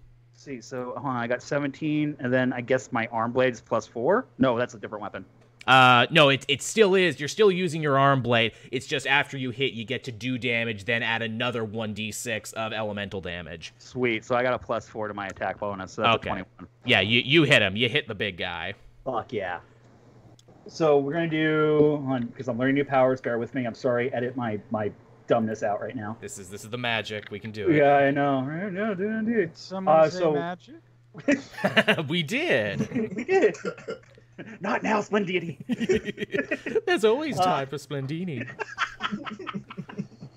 1d6 +2. Oh, that's 6 + 2 is 8. And then what was the bonus for elemental blade arm is another 1d6. Yeah, 1d6. Is that plus anything, or is that just regular old 1d6? It's just 1d6. Yeah, just but 1d6. I only got a 1, so that's still a 9. Yeah, could be worse. Yeah. So yeah, you chop this guy in the frickin' shoulder blade with your electric axe weapon, and he buzzes and he smokes a little bit, and that suit will never be the same again. Awesome. I'll tell you that right now. I'll tell you that for free. And Paul, it's your turn. Is the bigger guy also an android robot? No, just a regular dude. Oh, cool. Blood. Sweet. Yeah, just a big ass dude. He kind of looks like Mr. Cobra Bubbles from from Lilo and Stitch. Oh, okay. Perfect. All right, Paul, your turn. What you gonna do? Let's see. You have many things to do. You are a psi fighter. All right, so I'm going to use on the big dude. I'm going to use a Psionic Strike. You can propel your weapon with psionic force once each of your turns. Immediately after you hit a target within 30 feet of you with an attack and deal damage to it with a weapon, you can expend 1 psionic energy die, rolling it and dealing force damage to the target equal to the number rolled plus your intelligence modifier. Right. Okay, so being a psionic fighter, you have like extra dice you actually get to use to help augment your attacks. I think you have 2 to start with at level 3, but then you get more. So, yeah. So you got to hit this guy first, but then once you hit him, you can do extra psychic damage to him. All right, so roll a d20 first. Yeah. 16. Who are you aiming for, the big guy or the other guy? Big dude. Okay, yep, that hits. All right, and then what do I roll for my modifier? I'm guessing a d8. Well, it's just roll your regular cane attack, and then you get to put psychic damage on top of that. Bet. 6 on that, plus 1, so 7. Okay. And then what do I roll for my psychic modifier? Okay, damage taken by the number rolled plus your intelligence modifier. All right, so plus 1 on that, that's 8. Okay, so yeah, or you can burn both your psychic dice and do 2 extra damage if you want, but then you don't get to use your psychic dice again until like a short rest. I'll just do the 1. Okay, cool. So yeah, you do 8 to him, and yeah, you smack him really hard with your cane there, and you can feel like he gets a nosebleed because this just didn't attack him on a physical level. This attacked him on a mental level too, and all the... I made him remember the first time he ever watched a flower die. Yeah, he does not like it. He is in a lot of deep spiritual pain at the moment right now. Break that motherfucker's core. For real. Again, a small tear just goes down his very strong, very muscly face. For nothing will ever be the same again. And then we come to the big bruiser of the team. Mr. Monk, it's your turn. What are you going to do? Well, let's see. I'm going to go up to the biggest guy on their team. Right. I'm going to reach into my pocket to pull out my ultimate weapon, my checkbook. And I'm going to say, listen, you mercenaries, you work for money. How much do you gain paid? And how much do you want? This guy is quite offended. He goes, "Oh, we are not mercenaries. We work for the Swedish Secret Service." To which Walters gets into your head at this point. "I told you, that guy owns a mercenary company. They were killed. These are the Swedish people. They're the Swedes. You can't pay off Swedes. They invented Swedish bank accounts." Make a better PowerPoint presentation. I know, but there's fire all around him, and I'm buying time for his weight to cause the floor to crush out underneath him. Is that all you want to do this turn? Yep, I'm just gonna talk until he just offend him, so he just keeps standing there. Yeah, he's very harump. It's at this point too that Ostrander, the guy you actually came here to save, he's kind of been cowering in the corner at this point, and he's genuinely freaking the fuck out because of all of this. He's like, oh god, I knew this was going to happen. Are you with the man in the dog helmet? Are you that guy? Did you come with him? Yes. Ah! And yeah, he's even more horrified now than before. In fact, he's kind of clutching his arm. Yeah. So I when we're done here, I am going to ask him questions about that. Remind me Right. to bring that back up. All right. So, Splendini, it's back to you then. Yes. How many guys are still standing? Still 3. There's the 2 smaller guys who got considerably more beaten up, and the big guy that you've all kind of been wailing on. All right. I think I've had enough of the what you would call like an appetizer fighting the little guys. I want a piece of the big guy. I'm gonna pull out a deck of cards, and I'm gonna say, "My good sir, pick a card, any card. Is it this one?" And I'm gonna throw. I'm gonna use Razor Card Trick. And just do 3d10 of necrotic damage. Okay, so this is also known in D&D parlances as inflict wounds. Do I need to do anything for this one, or is that just like... It just says I make a melee spell attack, so I do need to roll to hit. Yes. And then on a hit, we do some damage. But let's see here. So I'm just going to be like, yes, is this your card? And I... get a... Oh, I really hope this does it. This is a big guy, though. I don't know. An 18 to hit. Yes, that definitely hits him. Yes! The card whizzes through the air, and I'm going to roll 3d10 of necrotic damage. Oh, it's a big boy. Well, I'm not doing so good on those first 2 rolls. That's a little better. That's 12 necrotic damage. Okay, so yeah, your razor sharp cards fly through the air like a twister in this elevator, and he is just cut to shreds. Like, again, there's barely anything left of him at the end as he is murdered by flying cards. I never got to find out if that was his card that I picked. It's kind of a bummer. Whackity schmackity splendini. All right, then. So with the big guy dead, we just got the 2 little guys left, and that would make it... Oh, it's the cop's turn now, and they are going to actually take a turn to move out of the elevator, and they're looking to try and get a little revenge on the horrifying wizard man who just killed their friend. Bring it on! With a bunch of razor cards, and they're going to actually pull out their guns this time, and they're going to actually try and shoot you. Okay, maybe you don't have to bring it on if you don't want to. With their light revolvers, because this is apparently a freaking 80s cop movie, and people still use revolvers now. Don't question it. So they're going to try and shoot at you now, and they're going to do... Okay, that first one is an 8, so that one misses you. Nope. Goes... Again, they're so freaked out, they're covered in the blood and entrails of their friend. They're still trying to, keep an eye on Ostrander so he doesn't run away. The next guy, okay, that guy gets an 18, so this guy actually came to play. That does hit, yes. And he is going to end up doing 7 damage to you. Ouch! Okay, that one did hurt a little bit. Does anyone else want to take damage? Gets you. I just realized, do we have a healer? No, actually. Technoid can if he gets the stuff for it. Yeah, but as it stands, I have to level up a little bit, guys. But as it stands right now, I can self-heal. I have 2 levels in cleric, but I don't think I have anything that heals. You have no healing spells. You went pure illusions. That's right. Paul actually can psychically like minus a hit for someone if he wants, because he's a protection fighter. So he can actually step in and help sometimes, but only like once a day. That's like one of his special powers. Yep, everybody gets one. Everybody gets it, basically so. And Mr. Monk, if he's berserking, because he's a beast pack berserker barbarian, he can get a little health back every time if he bites people. Well, cool. So that's a thing he can do. But he's not raging at the moment. He's actually very calm and cool and collected. You would think that somebody turning down his financial offer would have sent him over the edge. Yeah. No, it just means it's time for negotiation. Man, he's learned so much in prison. All right.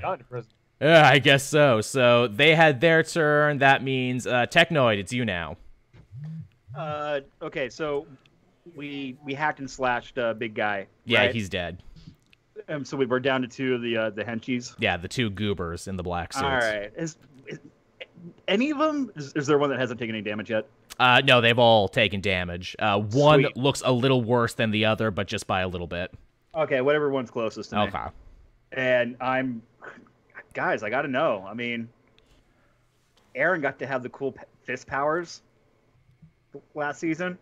I've got a Robo Fist. Oh, right. Yes, that's your generic attack there, Robo Fist. I like generic Robo Fist attack. Sounds good. Go for it. And I mean, one of the voices screams out Robo Fist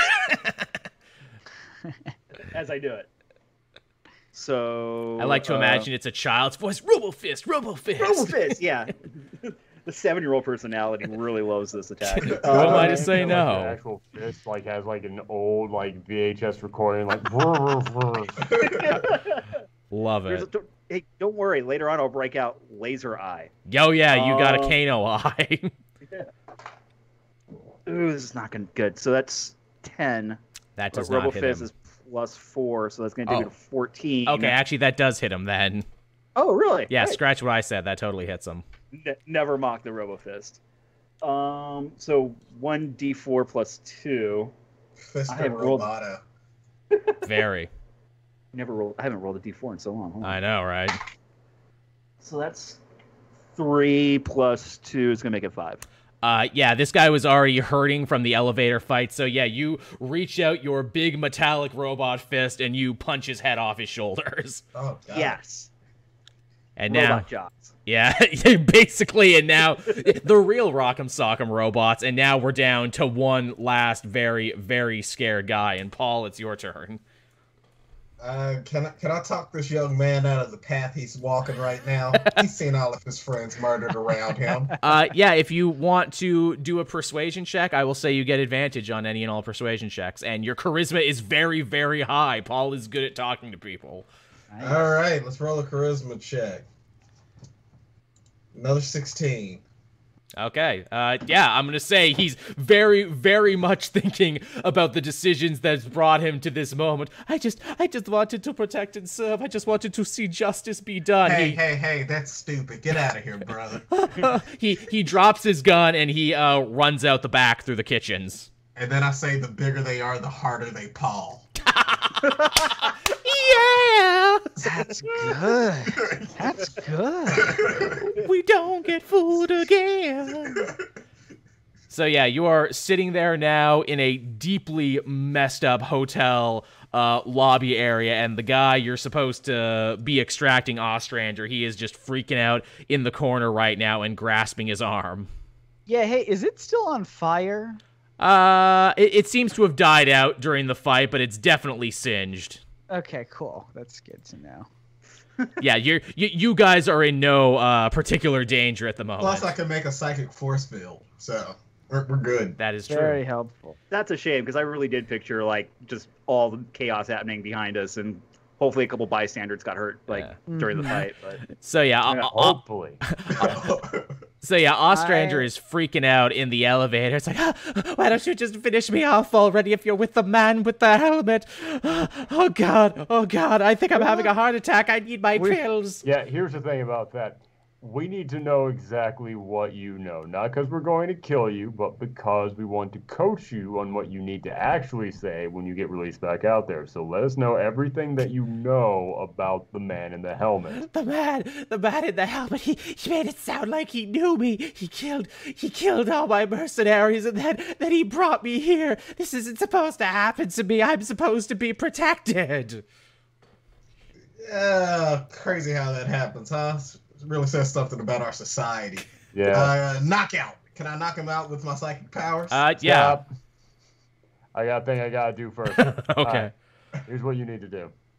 The very first thing is that you have to come clean. The way that you can protect yourself from anything else happening to you is if everybody knows that you know something. So you need to get on the phone with someone at your mercenaries organization and tell them to go public immediately with the information that every single person has been killed that works for you, except obviously for the person who you're going to call. And now, if you will excuse me, I have to go off and make a text to someone about something completely unrelated. Okay. I mean, I guess I could do that. Can I get a phone? And can someone please get me my pills? He's handcuffed right now, and his pills are in his pocket. Does my cyber arm have a cell phone? Because I am a hotspot. It's true. You have a built-in GPS. I mean, there's payphones here. Again, if there's revolvers, there's payphones. I get him his pills. I take a couple for myself before I hand them over to him. He seems much more chill now because of it. Oh God, you. Who are you for? When do these kick in? I mean, they help with angina. I don't know if you want to get down and party. Is that like a prog rock band? Sure, why not? Wait, I think I know. Are you with Walters? Walters. That's our boss. Legally distinct. Yeah, yes, we are with Walters. Oh boy, do I feel silly now. She was my intern. Right out of college, she pitched me this idea about using supervillains as black ops soldiers. I thought the whole thing was ridiculous, but boy, do I feel stupid now. Yeah, you should probably value your interns more, man. Yeah, was this a paid internship or is it an unpaid? Because like there's some ethical issues with like an unpaid internship, and like I'm a bad guy, but I'm not a bad guy. You know what I mean? At this point, you hear Walters in your earpiece. No, it was not paid. He was an asshole, but I still have to save him. How do you think I feel? One of my personalities takes over really quickly. I look over at the rest of the crew and I go, "Are we the baddies?" I hope so. At this point, Walters, too, says, all right, you went in a little louder than I wanted you to, but the ungrateful fart is safe for now. You need to get out of there double time. There's a boat waiting for you at the marina 2 blocks from here. Get in it and rendezvous with Bannerman on the water. All right, I started slowly Willy Wonka walking out of the hotel. Which it takes me forever. Do you go out the front or do you go out the back? Well, it would be rude not to go out the front door. I can't believe... Excuse me, I can't believe I don't know how to breathe. It happens. I'm gonna use the built-in GPS I have. Yeah, there you go. For us to understand which way would be the best to go. Yeah, using your built-in robot GPS, you know exactly where you're supposed to be headed. In fact, you are heading for the McDonald Marina. Awesome. Is where you're going. As you step out, to your surprise, you don't see a wall of cops and Secret Service guys looking to fight you, mainly because they've already been beaten up. They've already been beaten up. In fact, who's the first one out the door? Paul, you were the first one out the door? Yes. Roll me a dexterity. All right. Whoops. 20. 20. Okay, you very deftly... like a man who only has your years of experience could possibly do, you dodge a suppressed sniper bullet as it almost, takes your head off. You tried in the 60s and it didn't work then either, cowards. Looking up from where you are, you were able to see up on the Starbucks across the street there's a fellow there. He's covered in more guns than you've ever seen a guy ever be covered in before. He wears a bunch of body armor that looks stitched together from multiple different battles. He's wearing about 12 different dog tags, and he has a helmet that looks like an angry dog and just so happens to be covered in flames. I'm not a big fan of dog-themed heroes. I've got a history with them. Man, Scott, here's the thing. It was always going to be a dog-themed guy here. I'm amazed that you also had a dog-themed thing in your backstory before we started. So this is amazing. Incredible. Does anyone want to roll investigation, see if they recognize this guy from anyone? Absolutely, I will. Yeah. Can I just wave? You can do that too. He flips you off. Hey, bud. I got an 18. Okay, so you would know Splendini, being pretty plugged into the superhero, supervillain world. This guy goes by the code name Hellhound, And he was actually, for a little bit there, a real up-and-comer in the anti-hero division of the Hero Coalition, which is the Justice League stand-in for this world. But he kind of had a bit of a breakdown about 6 months ago. He blew away a couple level 2 supervillains using level 8 weaponry, and then he stopped paying his dues to the Coalition, so they cut him loose completely, and now he looks to have some sort of, vendetta against Ostrander, who is curled up and hiding behind you right now, freaking out still. Oh no, it's the dog-faced man from my nightmares, the one that killed my mercenaries and brought me here. You have to protect me. Have to is such a strong word. I mean, it is our mission. Walters comes through on you. No, unfortunately, you do have to protect him, or I have to stop your hearts. It's a whole thing, I know. I feel like we're all making decisions here, personal choices. Nobody has to do anything here. At this point, Walter says, yeah, this is America. Look how we doing now. Yeah, I just want to get back to, like, Serenity, and I want that neck brace put back on me. So I'm going to put myself in front of our target between the assassin. All right, this guy, as you make no movement against him, he kind of does a cool superhero landing off the Starbucks, and he starts approaching you, sniper rifle drawn, and he says, he has to face justice. It's the only way for everything that's happened. I love the voice you've chosen for him. Oh, thanks. This guy's so cool. He's got like this sort of je ne sais quoi about him that's like, you know, the entrance, it's so, I feel like I could learn a thing or two from this guy. Stop talking about me like I'm not here. Is this supposed to be your take on that DC character that wears the hockey mask? Mad Dog? Yes it is. Yes, it is, Aaron. You got it. In fact, I'm ripping off an Ostrander Suicide Squad story for those who don't know. Makes sense. And yet your ripoff is immediately better than the original by not being Mad Dog. Yeah, really. Mad Dog is so dumb. He really is. Can I use my telekinetic powers to, like, knock his gun away to the side? You can definitely try. All right. I want to try to use my mental powers, my telekinesis, to just throw all the guns he has on him to either side of him. Roll a d20, and what is it? You can have +2 to your advantage to that because proficiency. And also, I guess, add your Arcana to it, too, because in this game, Arcana is actually meta powers. Oh, that's awesome. Where's my Arcana? 11 plus Nice 3. Thank you. 15? There you go. Okay, so, yeah, you managed to get most of the guns off him with your mind powers. His 50 cal sniper rifle goes flying, as does his automatic shotgun and Desert Eagle pistol, and, you know, just the coolest guns. He's a big, cool gun guy.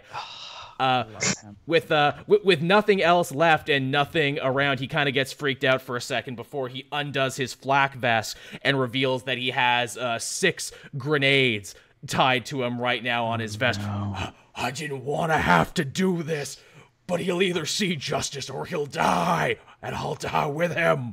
Hey, Big Dummy, I can make a protective shield around us. You won't kill nobody but yourself. So, I mean, get at that if you want to, or maybe talk this through. Do you really want to test this? He has to die for what he did. My unit, I was in Dark Lake. They all died because of him. Yeah, that's a fascinating story. Hey, Paul, could you just use your telekinesis to rip all the pins out of his grenades and really keep them in the jacket right now? Really quickly. You could do that.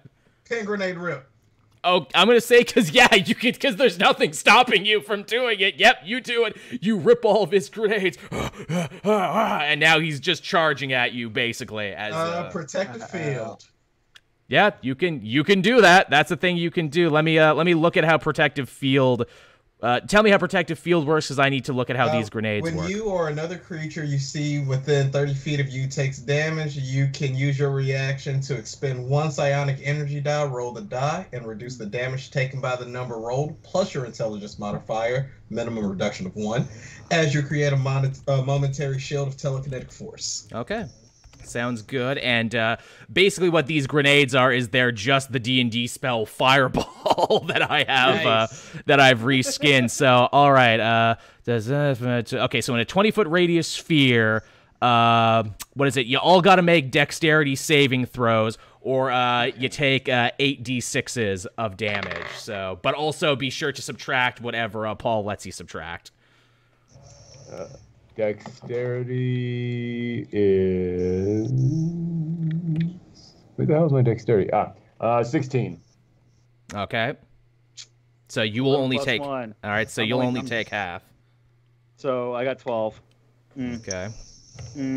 I got a very juicy and delicious 9. Uh-oh. And you took the most damage in that fight too, didn't you? I sure did. So this'll be interesting, and I'm just pulling up all the damage right now. 1, 2, 3, 4, 5, 6, 7, 8. So his bomb vest goes off and does an explosion of 28 damage. Now, anyone who rolled over 15 takes only half damage from this, and everyone gets, the benefit of Paul's shield on top of that.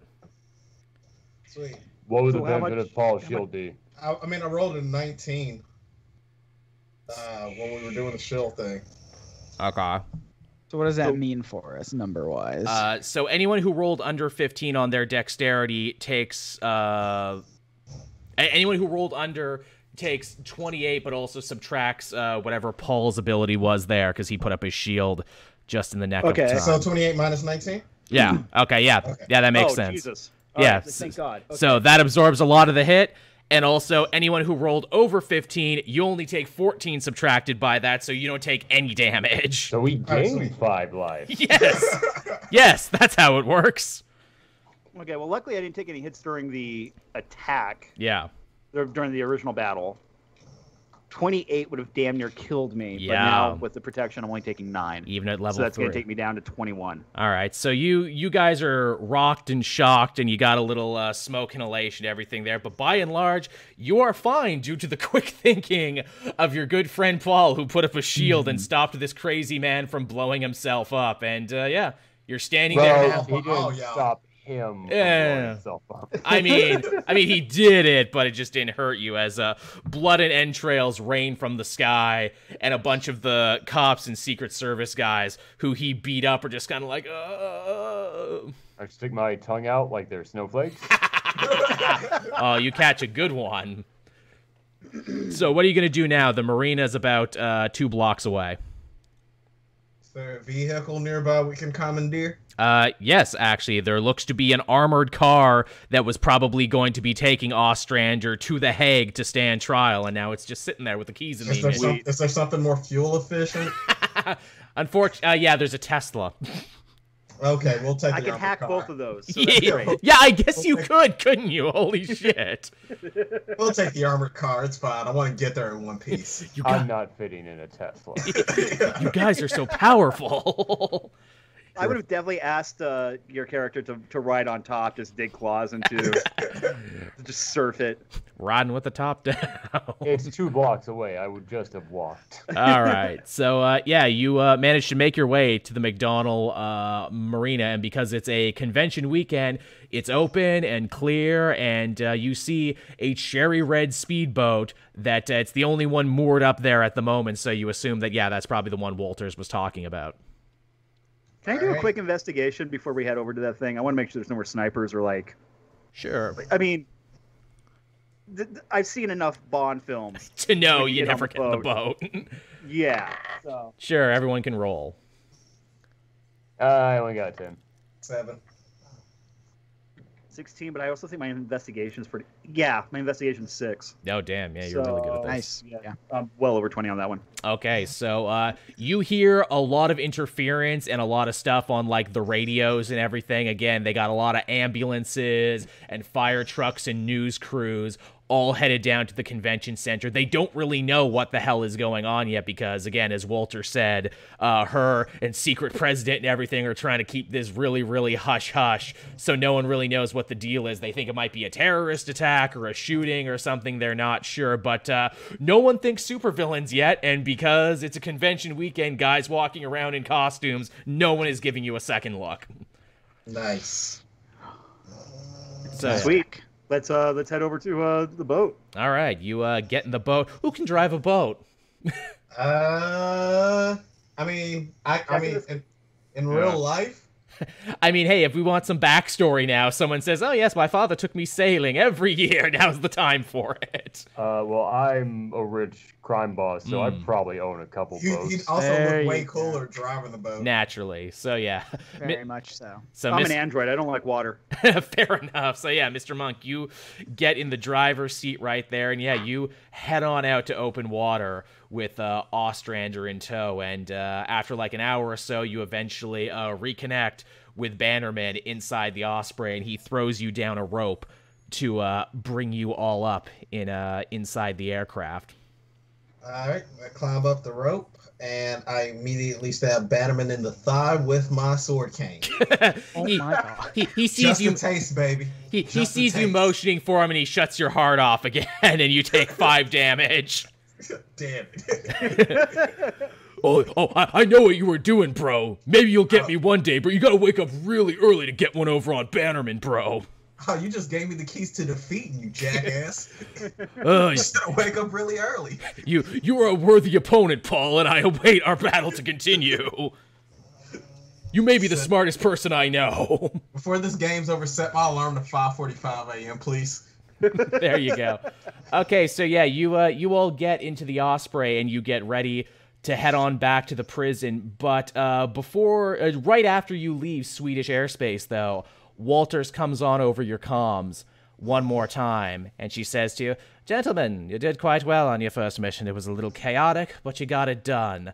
Unfortunately, though, plans have changed. This one has come right down from Secret President himself. We intercepted some texts and some communications on Ostrander's side. Apparently, this son of a bitch, despite everything we did, was going to come clean. He was going to sign a plea deal and everything. We had the papers in his hotel room and everything.